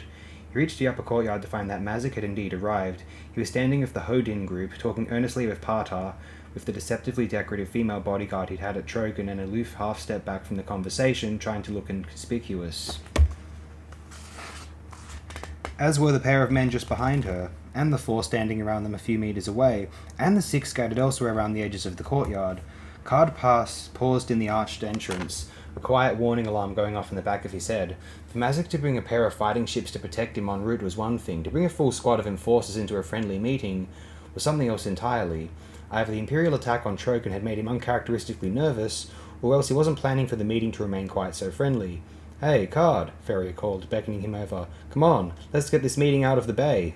"Certainly," Card said, putting on his best host smile as he walked into the room. Too late now to bring some of his own people up here for balance. He would just have to hope that Mazik was merely being cautious. "Good afternoon, Mazik. Thank you for coming." "No problem," Mazik said, his eyes cool. He didn't smile back. We have more comfortable seats prepared in a room back this way," Card said, gesturing to his left. "If you'd all care to follow me." "I have a better idea," Mazik interrupted. "What do you say we hold this meeting inside the wild card?" Card looked at him. Mazik returned the gaze evenly, his face not giving anything away. Apparently he was not merely being cautious. "May I ask why?" Card asked. "Are you suggesting you have something to hide?" Mazik countered. Card allowed himself a cool smile. "Of course I have things to hide," he said. "So does Partar, so does Elor, so do you. We're business competitors after all." "So you won't allow us aboard the wild card?" Card looked at each of the smuggler chiefs in turn. Gillespie, Dravis, and Klingon were frowning, clearly with no idea at all as to what this was all about. Partar's Hodin face was difficult to read, but there was something about her stance that seemed oddly troubled. Elor was avoiding his eyes entirely, and Ferrier was smirking. Not obviously, almost invisibly in fact, behind that beard of his, but enough, more than enough. And now far too late he finally understood. What Chin had seen, what all of them had subsequently failed to catch, had been Ferrier's shadowy Defel. Mazik's men were here. Cards were 3 levels down, guarding his ship and base against a danger that was long gone, and all his guests were waiting for his answer. "The wild card is berthed down below," he told them. "If you care to follow me." Duncan and Torv were conversing together at the foot of the wild card's entrance ramp as the group arrived. "Hello, Captain," Duncan said, looking surprised. "Can we help you?" "No help needed," Card said. "We've decided to hold the meeting aboard the ship, that's all."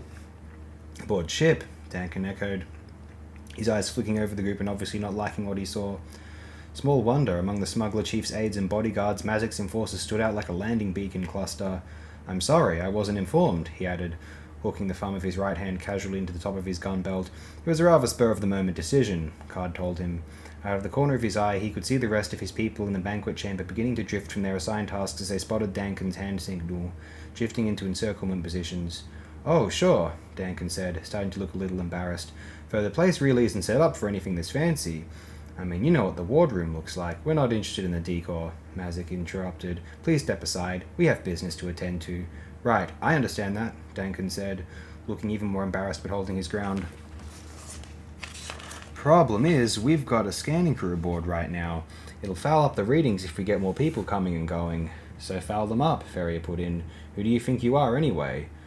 Duncan didn't get a chance to come up with an answer to that one. A whiff of perfume-scented air brushed across the side of Card's face, and then the hard knob of a blaster muzzle dug gently into his side.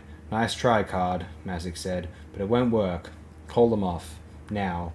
Carefully, Card looked over his shoulder.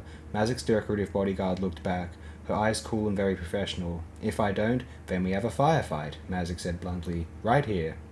There was a quiet ripple of movement through the group. Would someone like to tell me what's going on here? Gillespie murmured uncertainly. I'll tell you inside the ship, Mazik said, his eyes steady on Card, assuming we all live to get in there. That part's up to our host. I won't surrender my people to you, Card said quietly. Not without a fight. I have no interest in your people, Mazik told him, or your ship, or your organization. This is a personal matter between you and me, and our fellow smugglers. Then let's have it out, Duncan suggested. We'll clear a space, you can choose weapons. I'm not talking about some stupid private feud. Mazik cut him off. This is about treachery. About what?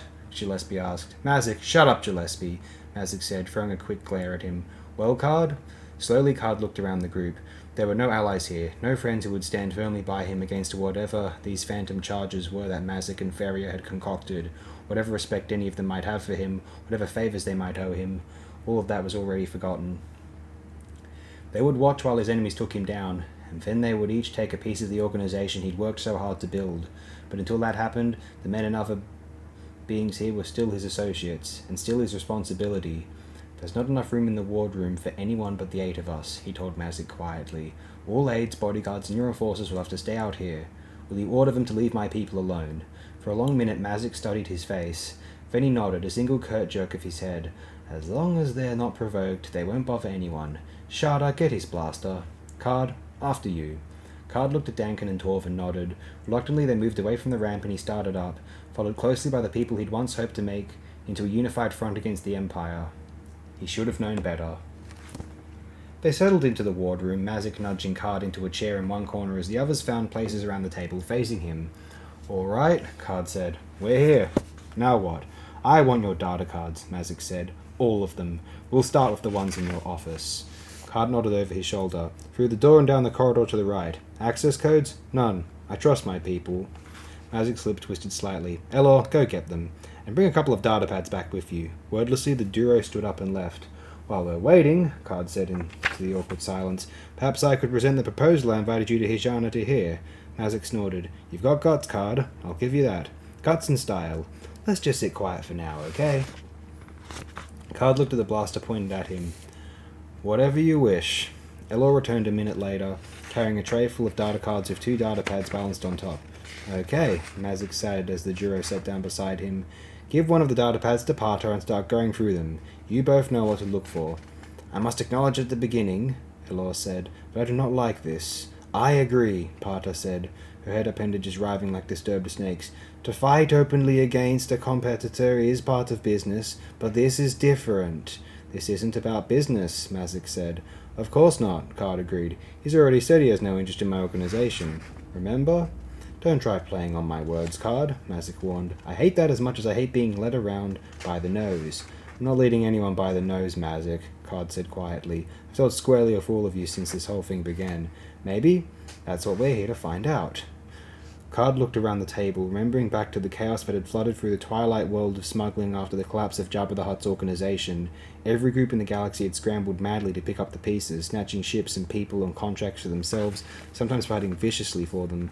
The larger organizations, particularly, had profited quite handsomely from the Hutt's demise. He wondered if Aves would be able to beat them off. Aves and Mara. Anything yet? Mazik asked.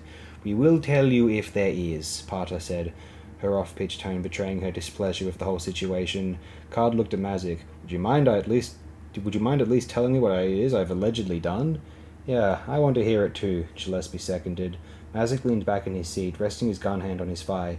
It's very simple, he said. That attack on Trogan, the one where my friend Lishma was killed, appears to have been staged. What do you mean, staged? Jarvis asked. Just what I said. Someone hired an Imperial lieutenant and his squad to attack us. Klingon rumbled deep in his throat. Imperial troops do not work for hire, he growled. This group did, Mazik told him. Who said so? Gillespie demanded. Mazik smiled tightly. The most knowledgeable source there is. Grand Admiral Thrawn. There was a moment of stunned silence. Jarvis found his voice first. "No kidding," he said. "And he just happened to mention this to you." "They picked me up poking around Joel's system and took me to the Chimera," Mazik said, ignoring the sarcasm. "After the incident at the Bilbringi shipyards, I thought I was in for a rough time, but Thrawn told me he'd just pulled me in to clear the air, that no one in the Empire had ordered the Trogan attack, and that I shouldn't hold them responsible for it.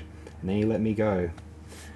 "Having conveniently implied that I was the one you should hold responsible," Card suggested. "He didn't finger you specifically," Mazik said, "but who else had anything to gain by getting us mad at the Empire?" "We're talking a Grand Admiral here, Mazik," Card reminded him. "A Grand Admiral who delights in leisurely and convoluted strategies, and who has a personal interest in destroying me." Mazik smiled tightly. "And not just taking Thrawn's word for this, Card. I had a friend do a little digging for Imperial military records before I came here. He got me the complete details of the Trogan arrangement. Imperial records can be altered," Card pointed out. "Like I said, I'm not taking their word for it," Mazik retorted. "But if we find the other end of the deal here," he lifted his blaster slightly, "I'd say that would be hard evidence." "I see," Card murmured, looking at Ferrier. So that was what his Defil had been doing here, planting Mazik's hard evidence. "I suppose it's too late to mention that we had an intruder down here a few minutes before you arrived." Ferrier snorted. "Oh, right. Nice try, Card, but a little late." "A little late for what?" Jarvis asked, frowning. "He's trying to throw suspicion on someone else, that's all," Ferrier said contemptuously. "Trying to make you think one of us planted that data card on him." "What data card?" Gillespie scoffed. "We haven't found any data card." "Yes, we have," Elor said softly. Card looked at him. Elor's flat face was stiff, his emotions unreadable as he silently handed his datapad to Mazik. The other took it, and his face too hardened. "So there it is," he said softly, laying the datapad on the table. "Well, I suppose there's nothing else to say." "Wait a second," Gillespie objected. "There is too. Card's right about that intruder. I was with him upstairs when the alert came through." Mazik shrugged. "Fine, I'll play. What about it, Card? What did you see?" Card shook his head, trying to keep his eyes off the muzzle of Mazik's blaster. "Nothing, unfortunately. Shin thought he saw some movement near the ship, but we weren't able to locate anyone. I didn't notice all that many places out there where anyone could hide," Mazik pointed out. "A human couldn't know," Card agreed. "On the other hand, it didn't occur to us at the time just how many shadows there were along the walls and near the doors." "Meaning you think it was my wraith, huh?" Ferrier put in. "That's typical, Card. Fire off a few hints and try to fog the issue. Well, forget it. It won't work." Card frowned at him, at the aggressive face but wary eyes, and suddenly he realized he'd been wrong about the setup here. Ferrier and Mazik were not, in fact, working together on this. It was Ferrier alone, probably under Thrawn's direction, who was trying to bring him down, which meant Mazik honestly thought Card had betrayed them all, which meant in turn that there might still be a chance to persuade him otherwise. "Let me try this then," he said, shifting his attention back to Mazik. "Would I really be so careless as to leave a record of my treachery here where anyone could find it?" "You didn't know we'd be looking for it," Ferrier said before Mazik could answer. Card cocked an eyebrow at him. "Oh, so now it's we, Ferrier. You assisting Mazik on this?" "He's right, Card. Stop trying to fog the issue," Mazik said. "You think Thrawn would go to all this effort just to take you down? He could have done that straight out at Trogan." "He couldn't touch me at Trogan," Card shook his head. "Not with all of you there watching. He would have risked towing up the entire fringe against him. No, this way is much better. He destroys me, discredits my warnings about him, and retains both your goodwill and your services." Klingon shook his shaggy head. "No, Thrawn is not like Vader. He would not waste troops in a deliberately failed attack." "I agree," Card said. "I don't think he ordered the Trogan attack either. I think someone else planned that raid, and that Thrawn's simply making the best use of it he can." "I suppose you're going to try and put that one on me, too," Ferrier growled. "I haven't accused anyone, Ferrier," Card reminded him mildly. "One might think you had a guilty conscience." "There he goes, fogging things again," Ferrier said, looking around the table before turning his glare back to Card. "You already practically flat out accused my wraith of planting that data card in here. That was your suggestion, not mine," Card said, watching the other closely. Thinking on his feet obviously wasn't Ferrier's strong point, and the strains were starting to show. If he could push just a little harder. "But since we're on the subject, where is your Defil?" "He's on my ship," Ferrier said promptly. "Over in the western courtyard of everyone else's. He's been there since I landed." "Why?" Ferrier frowned. "What do you mean, why? He's there because he's part of my crew." "No, I mean, why isn't he outside the wildcard with the rest of the bodyguards?" "Who said he was the bodyguard?" Card shrugged. "I simply assumed he was. He was playing that role on Trogan, after all." "That's right, he was," Gillespie said slowly. standing over against the wall, while he was all ready to hit the Imperials when they came in. Almost as if he knew they were coming, Card agreed. Ferrier's face darkened. Card, enough! Mazik cut him off. This isn't evidence, Card, and you know it. Anyway, what would Ferrier have to gain by setting up an attack like that? Perhaps so he could be conspicuous in helping us fight it off, Card suggested, hoping it would soothe our suspicions about his relationship with the Empire. Twist all the words you want, Ferrier said, jabbing a finger at the data pad sitting on the table beside Mazik. But that data card doesn't say I hired Kosk and his squad. It says you did. Personally, I think we've heard enough of this. Just a minute, Mazik interrupted, turning to face him. How do you know what the data card says? You told us, Ferrier said. You said it was the other half of the... I never mentioned the lieutenant's name. The room was suddenly very quiet, and behind his beard, Ferrier's face had gone pale. You must have. No, Mazik said coldly. I didn't. No one said it, Klingon rumbled. Ferrier glared at him. This is insane, he spat, some of his courage starting to come back. All the evidence points straight to Card, and you're going to let him off just because I happened to hear this Kosk's name somewhere? Maybe one of the stormtroopers on Trogan shouted it during the fight. How should I know? Well, then here's an easier question, Card said. Tell us how you learned the time and location of this meeting. Given your lack of an invitation. Mazik shot a look at him. You didn't invite him? Card shook his head. I've never really trusted him, not since I heard about his role in Thrawn's acquisition of the Catan fleet. He wouldn't have been at Trogan at all if Gillespie hadn't made that invitation more or less open to anyone. Well, Ferrier? Jarvis prompted. Or are you going to claim one of us told you? There were tight lines at the corners of Ferrier's eyes. I picked up the transmission to Mazik, he muttered. Decrypted it. Figured I ought to be here. Pretty fast decrypting work, Gillespie commented. Those are good encrypt codes we were using. You kept a copy of the original encrypted transmission, of course. Ferrier stood up. I don't have to sit here and listen to this, he growled. Card's the one on trial here, not me. Sit down, Ferrier, Mazik said softly. His blaster was no longer pointed at Card. But he's the one, Ferrier insisted. His right hand shot out, forefinger pointed accusingly at Card. He's the one who... Watch out! Gillespie snapped. But it was too late. With his right hand waving out in front of him as a diversion, Ferrier's left hand had dipped into his waist sash and was now back out in front of him, holding a thermal detonator. All right, hands on the table, he snarled. Drop it, Mazik. Slowly, Mazik laid his blaster on the table. You can't possibly get out of here, Ferrier, he bit out. It'll be a toss-up between Sharda and mine forces. They'll never even get a shot at me, Ferrier said, reaching over to pick up Mazik's blaster. Rafe, get in here. Behind him, the wardroom door slid open and a black shadow moved silently into the room. A black shadow with red eyes and a hint of long right fangs. Klingon swore, a roiling Zehefbra curse. So Card was right about all of it. You have betrayed us to the Empire. Ferrier ignored him. Watch them, he ordered, shoving Mazik's blaster at the shadow and drawing his own. Come on, Card. We're going to the bridge. Card didn't move. If I refuse, I'll kill you all and take the ship for myself, Ferrier told him shortly. Maybe I should do that anyway. Thrawn probably pay a good bounty on all of you. I concede the point, Card said, getting to his feet. This way. They reached the bridge without incident. You're flying, Ferrier instructed, gesturing toward the helm of his blaster as he took a quick look at the displays. Good. I figured you'd have it ready to go. Where are we going? Card asked, sitting down in the helm seat. Through the viewport he could see some of his people, oblivious to his presence up here as they maintained their uneasy standoff with Mazik's enforcers. Out, up, and over, Ferrier told him, motioning toward the broken fortress wall ahead of his with his blaster. We'll start with that. I see, Card said, keying for a pre-flight status report with his right hand and letting his left drop casually to his knee. Just above it, built into the underside of the main console, was a knee panel of the controls for the ship's external lights. What happens then? What do you think? Ferrier retorted, crossing over to the comm station and giving it a quick look. We get out of here. You got any other ships on comm standby? The Starry Eye and the Eva Way, Card said, turning the exterior running lights on and then off 3 times. Outside the viewport, frowning faces began turning to look up at him. I trust you're not going to try to go very far. Ferrier grinned at him. Why, you afraid I'll steal your precious Frida? You're not going to steal it, Card said, locking eyes with him. I'll destroy it first. Ferrier snorted. Big talk from someone on the wrong end of a blaster, he said contemptuously, hefting the weapon for emphasis. I'm not bluffing, Card warned him, turning on the running lights again and risking a casual look out the viewport. Between the warning flicker of lights and the sight of Ferrier holding a blaster on him, the crowd up there had presumably caught on to what was happening. He hoped so anyway. If they hadn't, the Wildcard's unannounced departure would probably trigger a firefight. Sure you're not, Ferrier grunted, dropping into the co-pilot station beside him. Relax. You're not going to have to be a hero. I'd like nothing better than to take the wild card off your hands, but I know better than to try to run a ship like this with half a crew. No, all you're going to do is take me back to my ship.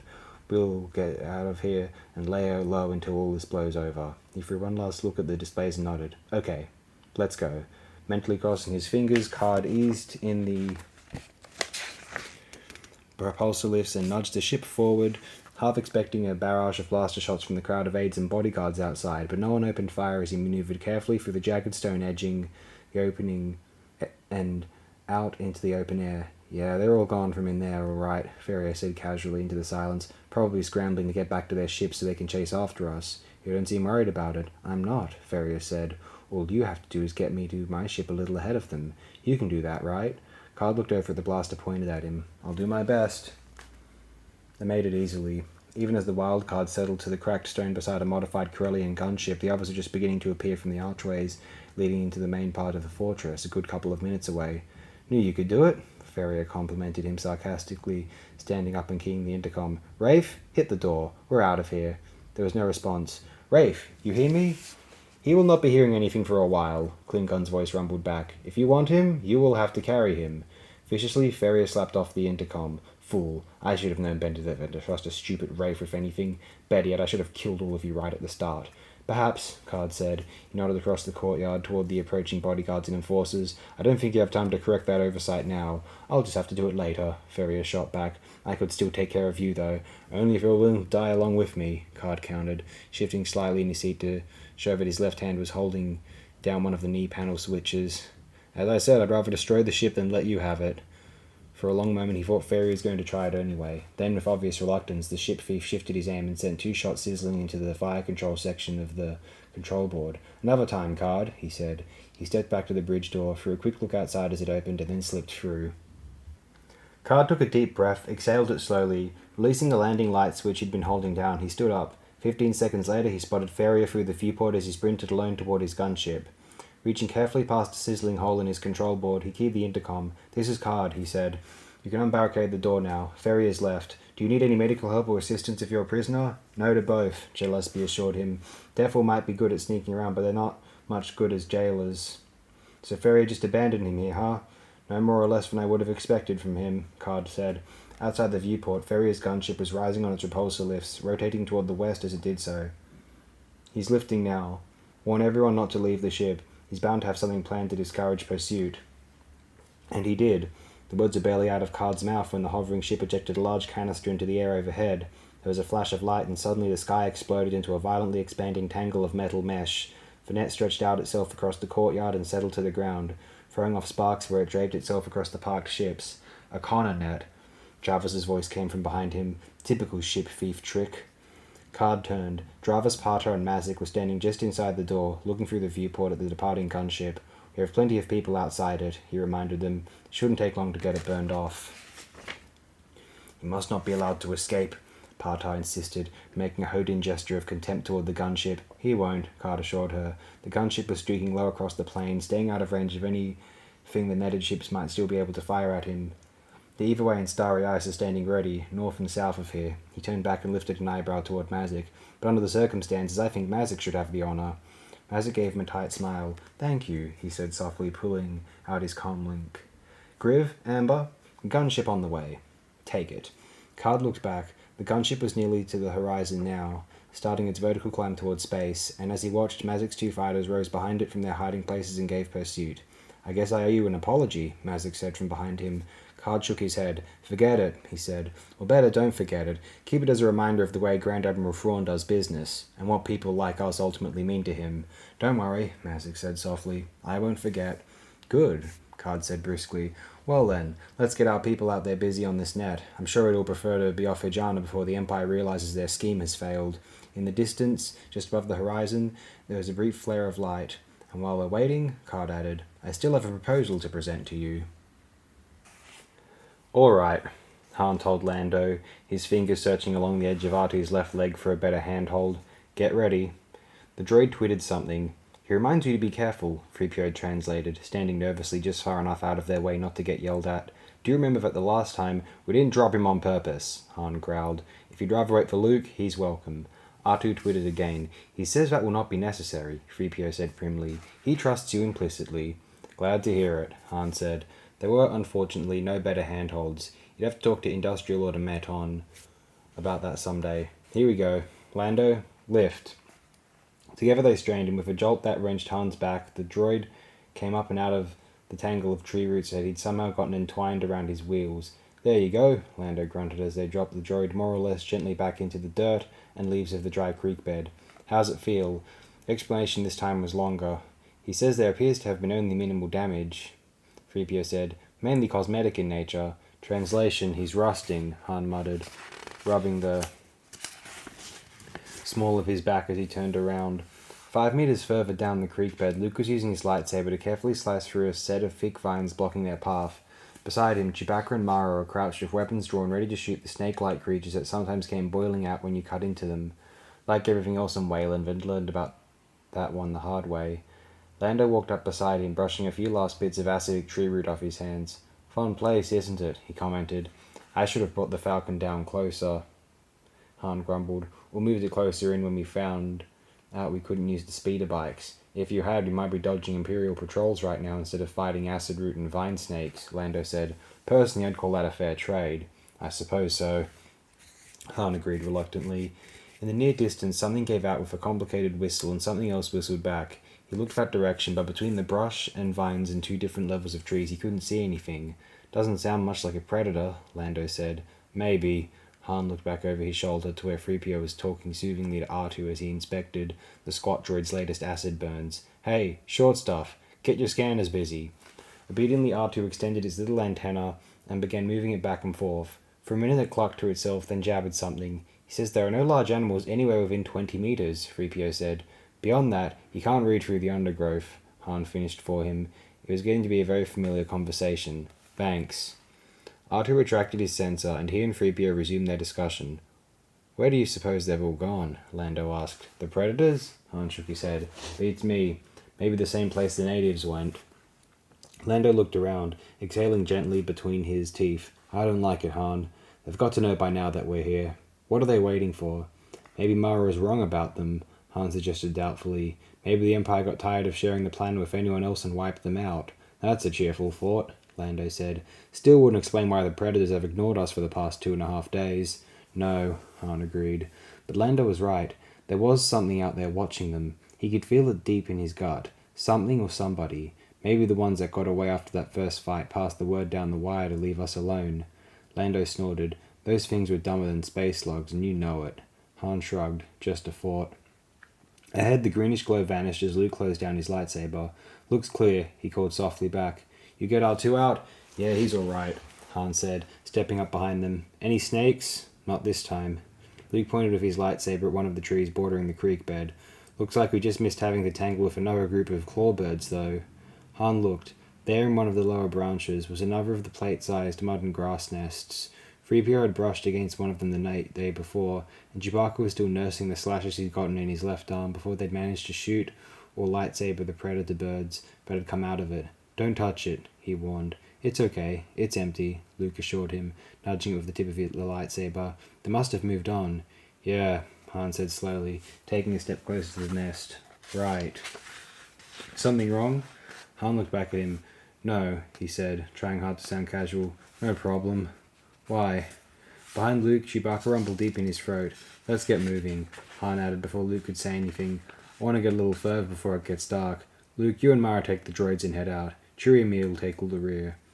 Luke wasn't going for it. He could tell that from the kid's face, but he just nodded. All right. Come on, 3PO. They started down the creek bed, 3PO complaining as usual the whole way. Lando threw Han a look of his own, but followed after them without comment. Beside him, Chewbacca growled a question. We're going to find out what happened to the clawbirds, that's what, Han told him, looking back at the nest. It didn't look damaged like it should have if a predator had got it. You're the one who can smell fresh meat 10 paces upwind. Start sniffing. It turned out not to take much in the way of rookie hunting skill. One of the birds was lying beside a bush just on the other side of the tree, its wings stretched out and stiff. Very dead. What do you think? Han asked as Chewbacca gingerly picked it up. Some predator? Chewbacca rumbled a negative. His climbing claws slid from their sheaths, probing at a dark brown stain on the feathers under the left wing. He found a cut, dug a single claw delicately into it, and growled. "You sure it was a knife?" Han frowned, peering at the wound. "Not some kind of claw?" The Wookiee rumbled again, pointing out the obvious. If the bird had been killed by a predator, there shouldn't have been anything left but feathers and bones. "Right," Han commented sourly as Chewbacca dropped the claw bird back beside the bush. "So much for hoping the natives weren't around. Must be pretty close, too." Chewbacca growled the obvious question. "Beats me," Han told him. "Maybe they're still checking us out, or waiting for reinforcements." The Wookiee rumbled, gesturing at the bird, and Han took another look. He was right. The way the wound was placed meant that the wings had been open when it had been killed, which meant it had been killed in flight, by a single stab. "You're right. They're not going to need any reinforcements," he agreed. "Come on, let's catch up with the others." Solo had wanted them to keep going until it got dark, but after another disagreement between Skywalker's astromech droid and a tangle of acid vines, he gave up and called a halt. "So what's the word?" Mara asked as Skywalker dropped his pack beside hers and stretched his shoulder muscles. "We going to have to carry it?" "I don't think so," Skywalker said, looking over his shoulder to where Calrissian and the Wookiee had the R2 on its side and were tinkering with its wheels. "Chewie thinks he'll be able to fix it. You ought to trade it in on something that wasn't designed to travel on a flat metal deck." "Sometimes I've wished," Skywalker conceded, sitting down beside her. "All things considered, though, he does pretty well. You should have seen how far across the Tatooine desert he got the first night I had him." Mara looked past the droids to where Solo was setting up his bedroll and keeping one eye on the forest around them. "You going to tell me what Solo was talking to you about back there? Or is it something I'm not supposed to know?" "He and Chewie found one of the clawbirds from that empty nest," Skywalker said, "the one near the second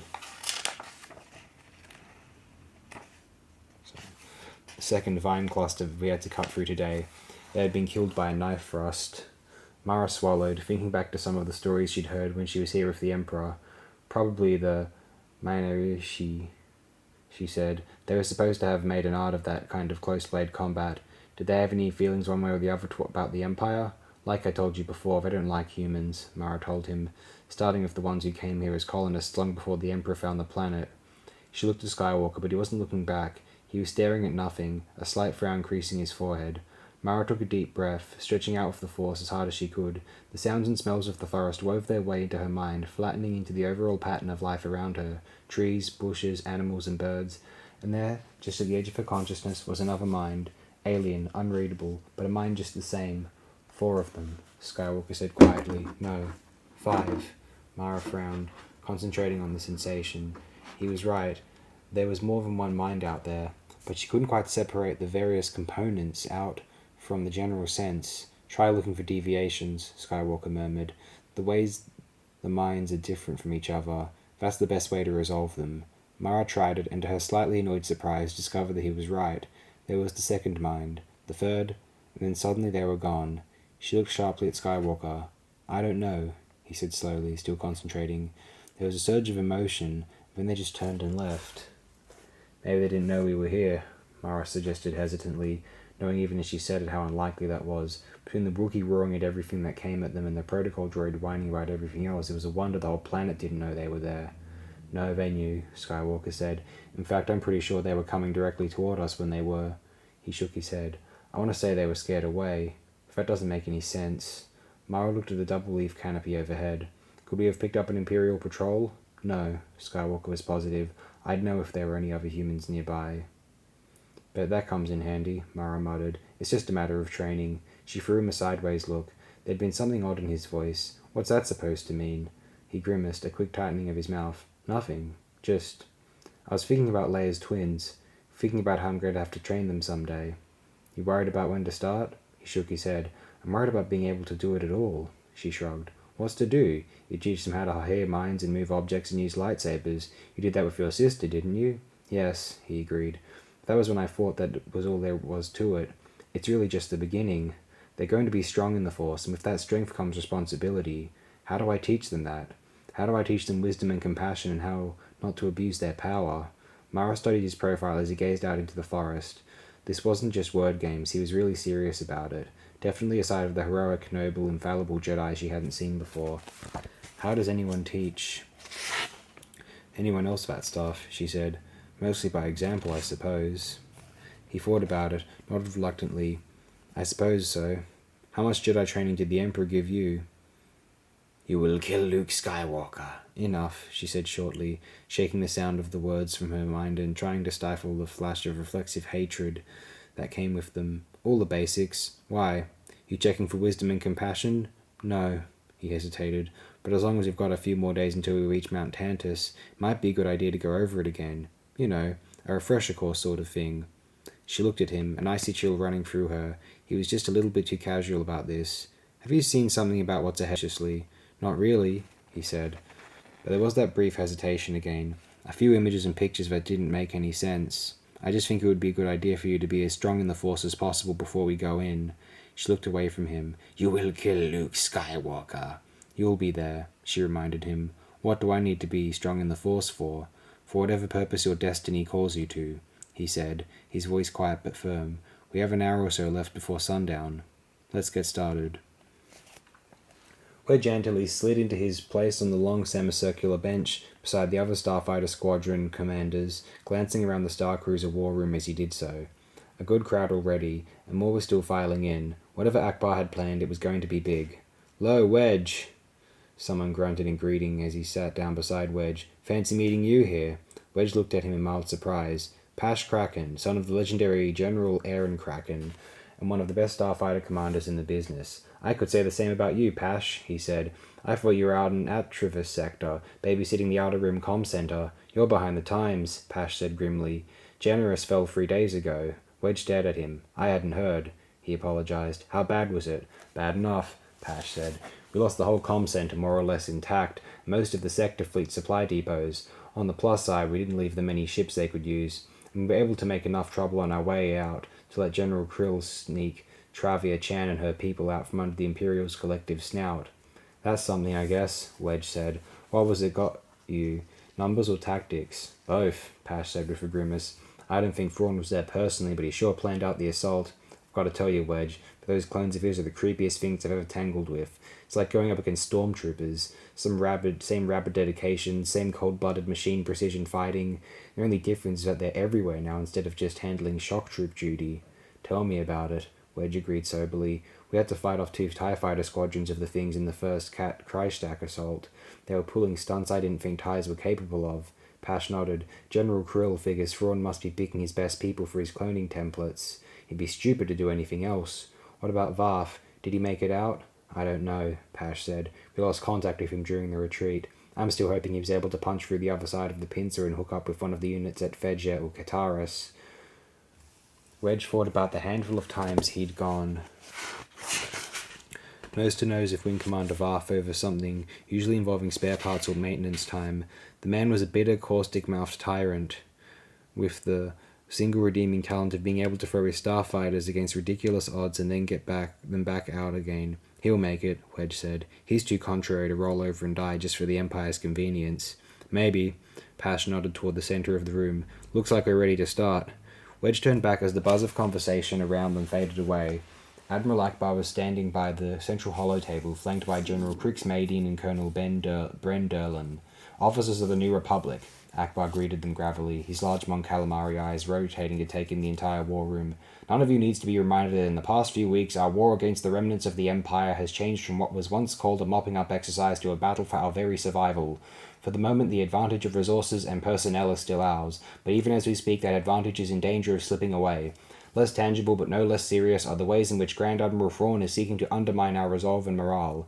It is time for us to throw both aspects of this attack back into the Empire's face." He looked at Madine. "General Madine, I assume that you've all been briefed on the innovative form of siege the Imperials have created around Coruscant," Madine said, tapping his light pointer gently against his left palm. "They've been making some progress in clearing out the cloaked asteroids, but what they really need to get the job done is a crystal gravfield trap.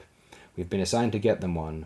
"Sounds like fun," Pash muttered. "Quiet," Wedge muttered back. "Intelligence has located 3 of them," Madine continued. "All in Imperial-held space, naturally. The simplest one to go after is at Tangerine, helping to guard the new Ubictorate base they're putting together there. Lots of cargo and construction ships moving around, but relatively few combat ships. We've managed to insert some of our people into the cargo crews, and they report the place is ripe for the taking." "Sounds a lot like Endor," someone commented from the bench across from Wedge. "How can we be sure it isn't a trap?" "Actually, we're pretty sure it is," Madine said with a tight smile. "That's why we're going here instead." He touched a switch. The hollow projector rose from the center of the table, and a schematic appeared in the air above it. The Imperial shipyards at Bilbringi, he identified it. And I know what you're all saying to yourselves. It's big, it's well defended, and what in the galaxy is the High Command thinking about? The answer is simple. It's big, it's well defended, and it's the last place the Imperials will expect us to hit. Moreover, if we succeed, we will have severely damaged their shipbuilding capability, Akbar added, as well as putting to rest the growing belief in Grand Admiral Thrawn's infallibility, which assumed, of course, that Thrawn was fallible. Wedge thought about pointing that out, decided against it. Everyone here is probably already thinking it anyway. The operation will consist of 2 parts, Maydeen went on. We certainly don't want to disappoint the Imperials planning the trap for us at Tangreen, so Colonel Durlan will be in charge of creating the illusion that that system is indeed our target. While he does that, Admiral Akbar and I will be organizing the actual attack on Bilbringi. Any questions? There was a moment of silence. Then Pash raised his hand. What happens if the Imperials pick up on the Bilbringi attack and miss the Tangreen preparations entirely? Maydeen smiled thinly. We'd be most disappointed in them. All right, gentlemen, we have an assault force to organize. Let's get started. The bedroom was dark and warm and quiet, murmuring with the faint nighttime noises of the Imperial city outside the windows and the more subtle sounds of the sleeping infants across the room. Listening to the sounds, inhaling the familiar aromas of home, Leia stared at the ceiling and wondered what had awakened her. Do you require anything, Lady Vader? A soft Nograi voice came from the shadows beside the door. No, Mob Vekar. Thank you, Leia said. She hadn't made any noise. He must have picked up on the change in her breathing pattern. I'm sorry. I didn't mean to disturb you. You did not, the Nograi assured her. Are you troubled? I don't know, she said. It was starting to come back now. I had not a dream exactly, more like a subconscious flash of insight, a piece of a puzzle trying to fit into place. Do you know which piece? Leia shook her head. I don't even know which puzzle. Did it relate to the siege of stones in the sky above? Mob Vekar asked. Or with the mission of your consort and the son of Vader? I'm not sure, Leia said, frowning with concentration into the darkness and running through the short-term memory enhancement techniques Luke had taught her. Slowly the half-remembered dream images started to sharpen. It was something Luke said. No, it was something Mara said. Something Luke did. They fit together somehow. I don't know how, but I know it's important. Then you will find the answer, Mob Vekar said firmly. You are the Lady Vader, the Malariush of the Lord Vader. You will succeed at whatever goal you set for yourself. Leia smiled in the darkness. It wasn't just words. Mob Vekar and the other Nograi truly believed that. Thank you, she said, taking a deep breath and feeling a renewing of her own spirit. Yes, she would succeed, if for no other reason than to justify the trust that the Nograi people had placed in her. Across the room she could sense the restlessness and growing hunger that meant the twins would be waking up soon. Reaching past a lightsaber half hidden beneath her pillow, she pulled her robe over to her. Whatever this important puzzle piece was she'd stumbled on, it would wait until morning. The last surviving rebel ship flickered with pseudo-motion and vanished into hyperspace, and after a 30-hour battle, the heart of Kanchan sector was finally theirs. Secure the fleet from full battle status, Captain, Thrawn ordered, his voice grimly satisfied as he stood at the side viewport. Deploy for planetary bombardment and have Captain Harbord transmit our terms of surrender to the Zafel government. Yes, sir, Palaon said, keying in the order. Thrawn half turned to face him. And send a further message to all ships, he added. Well done. Palaon smiled. Yes, the Grand Admiral did indeed know how to lead his men. Yes, sir, he said, and transmitted the message. On his board a light went on. A pre-flagged message had just come through decrypt. He pulled it up, skimmed through it. A report from Tangreen? Thrawn asked, still gazing out at the helpless world lying below them. Yes, sir, Palaon nodded. The rebels have sent 2 more freighters into the system. Long-range scans suggest that they offloaded something in the outer system on the way in, but intelligence has so far been unable to locate or identify the drops. Instruct them not to try, Thrawn said. We don't want our prey frightened off. Palaon nodded, marveling once again at the Grand Admiral's ability to read his opponents. Up until 20 hours ago, he would have sworn the rebels wouldn't be audacious enough to commit this many forces to a battle just to get hold of a CGT array. Apparently they were. We're also getting reports of rebel ships drifting quietly into the Tangreen area, he added, skimming down the report again. Warships, starfighters, support craft, the whole range. Good, Thrawn said. There was something preoccupied and troubled about the way he clasped his hands behind his back. A message appeared on Palaon's board. The Zafel government had accepted Harbord's terms. Word from the Dev's Head, Admiral, he said. Zafel has surrendered. Not unexpectedly, Thrawn said. Inform Captain Harbord that he will handle the landings and troop deployments. You, Captain, will reconfigure the fleet into defensive formation until planetary defenses have been secured. Yes, sir. Pleon frowned at the Grand Admiral's back. Is anything wrong, Admiral? I don't know, Thrawn said slowly. I'll be in my private command room, Captain. Join me there in 1 hour. He turned and favoured Pleon with a tight smile. Perhaps by then I'll have an answer to that question. Gillespie finished reading and handed the datapad across the table to Mazik. You never cease to amaze me, Card, he said, his voice just loud enough to be heard over the Tap Cafe's background noise. Where in space do you dig this stuff up from anyway? Around, Card said, waving his hand vaguely. Just around. That doesn't tell me Minox spit, Gillespie complained. I don't think it was meant to, Mazik said dryly, handing the datapad back to Card. I agree, it's very interesting. The question is whether we can believe it. The information itself is reliable, Card said. My interpretation of it, of course, is certainly open to question. Mazik shook his head. I don't know. It seems like a pretty desperate move to me. I wouldn't say desperate, Card disagreed. Call it instead a return to the bold tactics the Rebel Alliance used to be known for. Personally, I think a move like this is long overdue. They've allowed themselves to be put on the defensive far longer than they should have. That doesn't change the fact that if this doesn't work, they're going to lose a lot of ships, Mazik pointed out. Up to 2 entire sector fleets, if you can believe these numbers. True, Card agreed, but if it does work, they get a major victory against Thrawn and an equally major lift in morale, not to mention a CGT array. Yeah, that's another thing, Gillespie put in. What do they need a CGT for anyway? Supposedly has something to do with the reason Coruscant has been closed to civilian traffic for the past few days, Card said. That's all I know. Mazik leaned back in his seat and fixed Card with a speculative look. Forget what they need it for. What are you proposing we do about it? Card shrugged. Looks to me like the New Republic is fairly desperate to get their hands on a CGT. If they're willing to fight for one, I assume they'd be even more willing to pay for one. Seems reasonable, Mazik agreed. So what do you want us to do? Sneak into Tangrene before they get there? Not really. Card shook his head. I thought that while everyone was busy fighting at Tangrene, we'd pick up the CGT at Bilbringi. Mazik's smile vanished. You're joking. Not a bad idea, really, Gillespie put in, slowly swirling the remains of the drink in his cup. We slip in before the attack starts, then grab the CGT and run. Through half the Imperial fleet, Mazik countered. Come on, I've seen the kind of firepower they keep there. I doubt they'll have more than a skeleton defense there. Card raised an eyebrow. Unless you seriously think Thrawn won't anticipate and prepare for the New Republic's move on Tangrene. Point, Mazik conceded. They can't afford to let the New Republic have a victory there, can they? Particularly not at Tangrene, Card nodded. That's where General Bel Ibla successfully hit them once before. Mazik grunted and pulled the datapad over in front of him again. Card let him reread the information and analysis, giving the Tap Cafe a leisurely scan as he waited.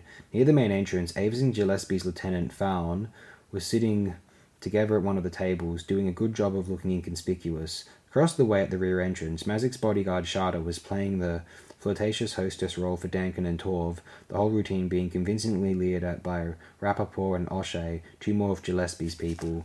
3 more tables of backup forces were scattered elsewhere throughout the Tap Cafe, primed and ready. This time none of them were taking any chances of Imperial interference. It won't be easy, Mazik warned at last. Thrawn was furious about that raid we pulled. They've probably redone their whole security setup by now. All the better, Card said. They won't have found the holes in it yet. Are you in or out? Mazik looked down at the datapad. I might be in, he growled, but only if you can get a confirmation on the time of this Tangrene thing. I don't want Thrawn anywhere within 100 light years of Bilbringi when we hit the place. That shouldn't be a problem, Card said. We know the systems where the New Republic is assembling their forces. I'll send some of my people to poke around and see what they can turn up. What if they can't get anything? Card smiled. I need to have Gent write us onto their payroll anyway, he pointed out. As long as he's in the system, he might as well check on their battle plans too. For a moment, Mazik just stared at him. Then, suddenly, the frown vanished and he actually chuckled. You know, Card, I've never seen anyone play both ends against the middle the way you do. Okay, I'm in. Glad to have you, Card nodded. Gillespie? I've already seen Thrawn's clones in actions, Gillespie reminded him grimly. You bet I'm in. Besides, if we win, maybe I can get that land back the Empire stole from me on Yukio. I'll put in a good word for you with the New Republic, Card promised.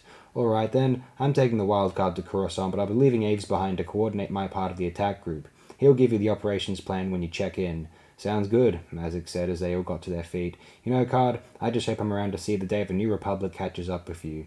Whether they give you a medal or just shoot you, either way, it'll be a terrific show. Card smiled at him. I rather hope to be there that day myself, he said. Good fights, gentlemen. I'll see you at Bilbringi. The brilliant green turbolaser blast flashed downward from the fuzzy-looking Star Destroyer in the distance beyond. It splashed slightly against the unseen energy shield, then reappeared a short distance away, continuing onward. "Stop," Admiral Drayson said. The record froze, the hazy splash of turbolaser fire looking angular and rather artificial as it sat there in stop-frame mode on the main display. "I apologize for the quality here," Drayson said, stepping over to tap it with his light pointer. "Macro binocular records can be enhanced only so much before the algorithms start breaking down. But even so, I think you can all see what's happening. The Star Destroyer's blast is not, in fact, penetrating Yukio's planetary shield. What appears to be that same blast is actually a second shot, fired from a cloaked vessel inside the shield." Leia peered at the hazy picture. It didn't seem nearly that obvious to her. "Are you sure?" she asked. "Quite sure," Drayson said, touching his light pointer to the empty space between the splash and the continuing green fire. "We have spectral and energy line data on the beams themselves, but this gap by itself is really all the proof we need. That's the bulk of the second ship, most likely a Carrier-class light cruiser, from the size." He lowered the light pointer and looked around the table. "In other words, the Empire's new superweapon is nothing more than an extremely clever fraud." Leia thought about that meeting in Admiral Akbar's rooms, back when he was under suspicion of treason. Akbar once warned Han and me that a Grand Admiral would find ways to use a cloaking shield against us. I don't think you'd find anyone arguing at that point. Tracy nodded. "At any rate, this should put an end to this particular gambit. We'll put out an alert to all planetary forces that if the Empire tries it again, all they need to do is direct a saturation fire at the spot where the turbo laser blasts appear to penetrate the shield." "Fraud or not, it was still one highly impressive show," Beliblis commented. "The position and timing were exquisitely handled. What do you think, Leia? That insane Jedi Luke locked horns with on Jomark?" "I don't think there's any doubt," Leia said, a shiver running through her. "We've already seen this kind of coordination between forces in Thrawn's earlier campaigns. And we know from Mara that C'baoth and Thrawn are working together." Mentioning Mara's name was a mistake. There was a general uncomfortable shifting in seats around the table as the emotional sense in the room chilled noticeably. They'd all heard Leia's reasoning for her unilateral decision to release Mara, and none of them had liked it. Beliblis broke the awkward silence first. "Where did this macrobinocular record come from, Admiral?" "From that smuggler Talon Card," Drayson said. He threw a significant look at Leia, another outsider who came here offering valuable information that didn't pan out. Leia bristled. "That's not fair," she insisted. "The fact we lost the Katana fleet wasn't Card's fault." She looked at Councillor Failure, sitting silently at the table, doing his private Boffin penance. If Failure hadn't been making that insane bid for power... She looked back at Drayson. "It was nobody's fault," she added quietly, releasing at last the final lingering dregs of resentment at Failure and allowing him to drain away. The recognition of his failure was already paralysing the Boffin. She couldn't allow long-dead anger to do the same to her. Beliblis cleared his throat. "I think what Leia's trying to say is that without Card's help, we might have lost more than just the Katana fleet. Whatever you think of smugglers in general or Card in particular, we owe him." "Interesting that you should say that, General," Drayson said dryly. "Card seems to feel the same way. In exchange for this record and certain other minor items of intelligence, he's drawn rather liberally from a special New Republic credit line." He looked at Leia again. "A line apparently set up by Councillor Organosolo's brother." Commander Sesfin, Akbar's representative to the council, rolled his huge Mon Calamari eyes toward Leia. "Jedi Skywalker authorized payments to a smuggler," he said. His gravelly voice sounding astonished. "He did," Drayson confirmed. "Completely without authorization, of course. We'll close it off immediately. You'll do no such thing." Mon Mothma's quiet voice came from the head of the table. "Whether Card is officially on our side or not, he's clearly willing to help us. That makes him worthy of our support." "But he is a smuggler," Sesfan objected. "So was Han," Leia reminded him. "So was Lando Calrissian once." "Both of them became generals after they joined us," Sesfan countered. "Card has made no such commitment." "It doesn't matter," Mon Mothma said. Her voice was still quiet, but there was steel beneath it. "We need all the allies we can get, official or otherwise. Unless he's setting us up," Drayson pointed out darkly, "gaining our trust with things like this macro-binocular record so that he can feed us disinformation later, and in the meantime profiting rather handsomely from it. We'll simply have to make certain we spot any such duplicity," Mon Mothma told him. "But I don't believe that will happen. Luke Skywalker is a Jedi, and he clearly has some trust in this man Card. Regardless, for now, our focus should be on those parts of our destiny which are in our hands. Admiral Drayson, have you the latest report on the Bill Bringy operation?" "Yes," Drayson nodded, pulling out a data card. He inserted it into the display slot, and as he did so, Leia heard the faint beep of a comlink from beside her. Winter pulled the device from her belt and acknowledged softly into it. Leia couldn't make out the reply, but she felt the sudden flicker in Winter's sense. "Trouble?" she murmured. "If I may have everyone's attention," Drayson said, just a little too loudly. Leia returned back to him, feeling her face warm, as Winter pushed her chair back and slipped over to the door. Drayson threw a glare at her back, apparently decided it wasn't worth invoking the usual sealed room rule. The door slid open at Winter's touch, and an unseen person pressed a data card into her hand. The door slid shut again. "Well?" Drayson demanded. "I trust this is something that couldn't wait."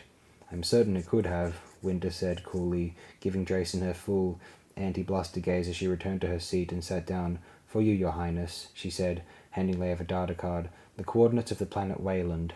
A ripple of surprise went around the room as Leia took the card. "That was fast," Drayson said, his voice tinged with suspicion. "I was under the impression this place was going to be a lot harder to find." Leia shrugged, trying to suppress her own twinge of uneasiness. That had been her impression too. "Apparently it wasn't." "Show it to us," Mon Mothma said. Leia slid the data card into the slot and keyed for a visual. A sector map appeared on the main display, with familiar names floating beside several of the stars. In the center, surrounded by a group of unlabeled stars, one of the systems flashed red. At the bottom of the map was a short line of planetary data and a few lines of text.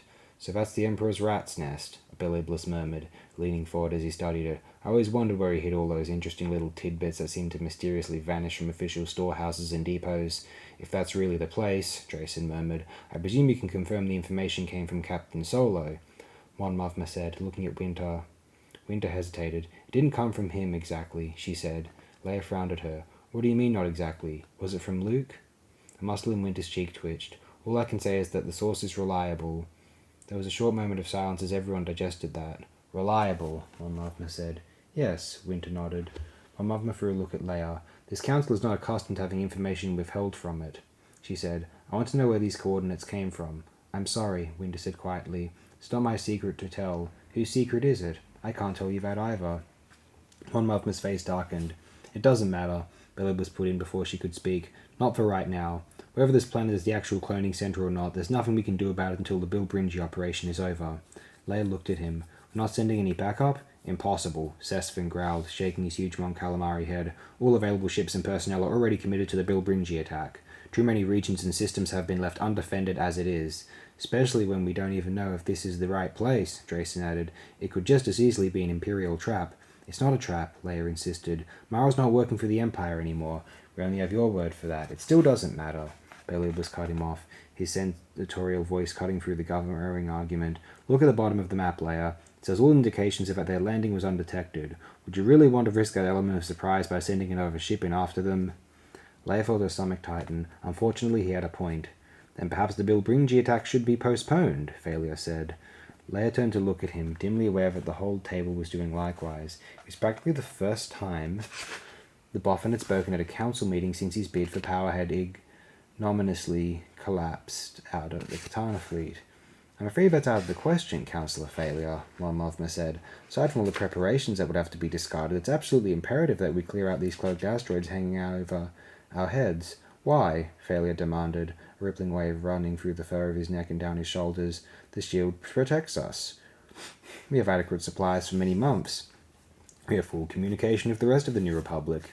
Is it merely the fear of looking weak and helpless?" "Appearances and perceptions are important to the New Republic," Mon Mothma reminded him. "And properly so. The Empire rules by force and threat. We rule instead by inspiration and leadership. We cannot be perceived to be cowering here in fear of our lives. This is beyond image and perception," Thalia insisted, the fur flattening across the back of his head. "The Boffin people know the Emperor. Knew his desires and his ambitions, perhaps better than all who were not his allies and servants. There are things in that storehouse which must never again see light. Weapons and devices which Thrawn will someday find and use against us unless we prevent him from doing so." "And we will do so," Mon Mothma assured him. "And soon. But not until we've damaged the Bilbringi shipyards and obtained a CGT army." "And what of Captain Solo and Councillor Organa Solo's brother?" The lines around Mon Mothma's mouth tightened. For all of rigid military logic, Leia could see that she didn't like abandoning them there either. "All we can do for them right now is to continue with our plans," she said quietly, "to draw the Grand Admiral's attention toward our supposed attack on Tangrene." She looked at Drayson. "Which we were about to discuss?" "Admiral?" Drayson stepped up to the display again. "We'll start with the current status of preparations for the Tangrene feint," he said, keying his light pointer to call up the proper display. Leia threw a sideways glance at Thalia, and at the obvious signs of agitation still visible in the Boffin face and fur movements. What was in the mountain, she wondered, that he was so afraid Thrawn would get hold of? Perhaps it was just as well she didn't know. Peleon stepped into the dimly lit entry room just outside Thrawn's private command room, his eyes darting around.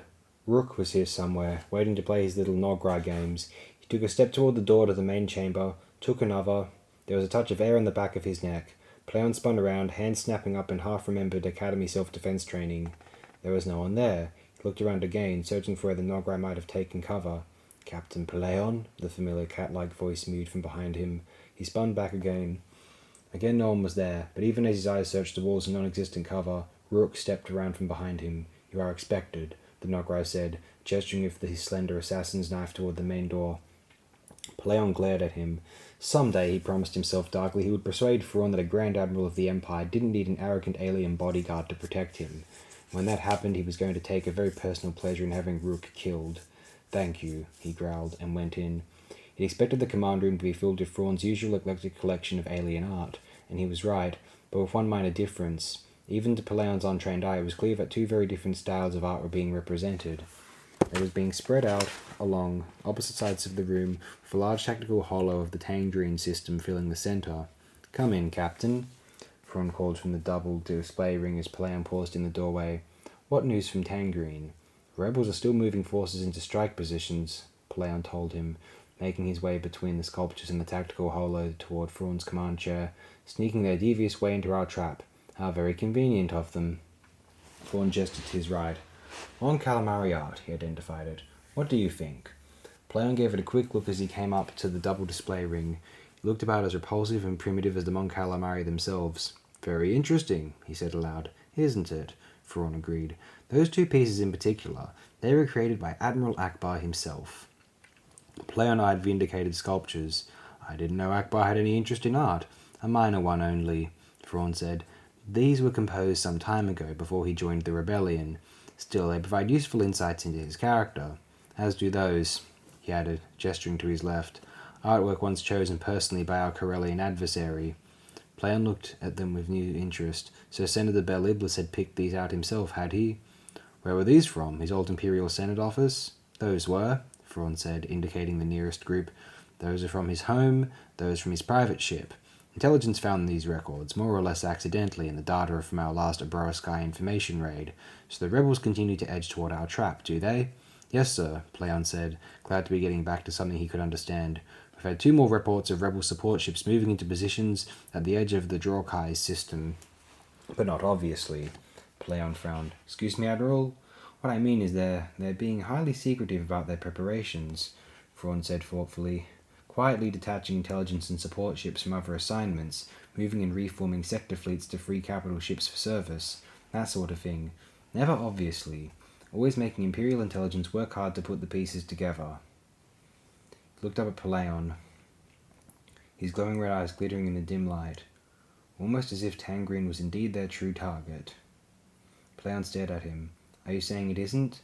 "That's correct, Captain," Thrawn said, gazing out at the artwork. Peleon looked at the Tangerine hollow. Intelligence had put a 94% probability on this, but if they're not going to hit Tangerine, then where? "The last place we would normally expect them," Thrawn said, reaching over to touch a switch on his command board. Tangerine system vanished, to be replaced by... Peleon felt his jaw drop. "Bilbringi!" He wrenched his eyes back to his commander. "Sir, that's insane." Thrawn cocked a blue-black eyebrow. "Of course it is. The insanity of men and aliens who've learned the hard way that they can't match me face to face. And so they attempt to use my own tactical skill and insight against me. They pretend to walk into my trap, gambling that I'll notice the subtlety of their movements and interpret that as genuine intent. And while I then congratulate myself on my perception," he gestured at the Bilbringi hollow, "they prepare their actual attack." Peleon looked at Bel Iblis's old artwork. "We might want to wait for confirmation before we shift any forces from Tangerine, Admiral," he suggested cautiously. "We could intensify intelligence activity in the Bilbringi region, or perhaps Delta Source could confirm it." "Unfortunately, Delta Source has been silenced," Thrawn said, "but we have no need of confirmation. This is the rebels' plan, and we will not risk tipping our hand with anything so obvious as a heightened intelligence presence. They believe they have deceived me. Our overriding task now is to make certain they continue to believe that." He smiled grimly. "After all, Captain, it makes no difference whether we crush them at Tangerine or at Bilbringi." "No difference whatsoever."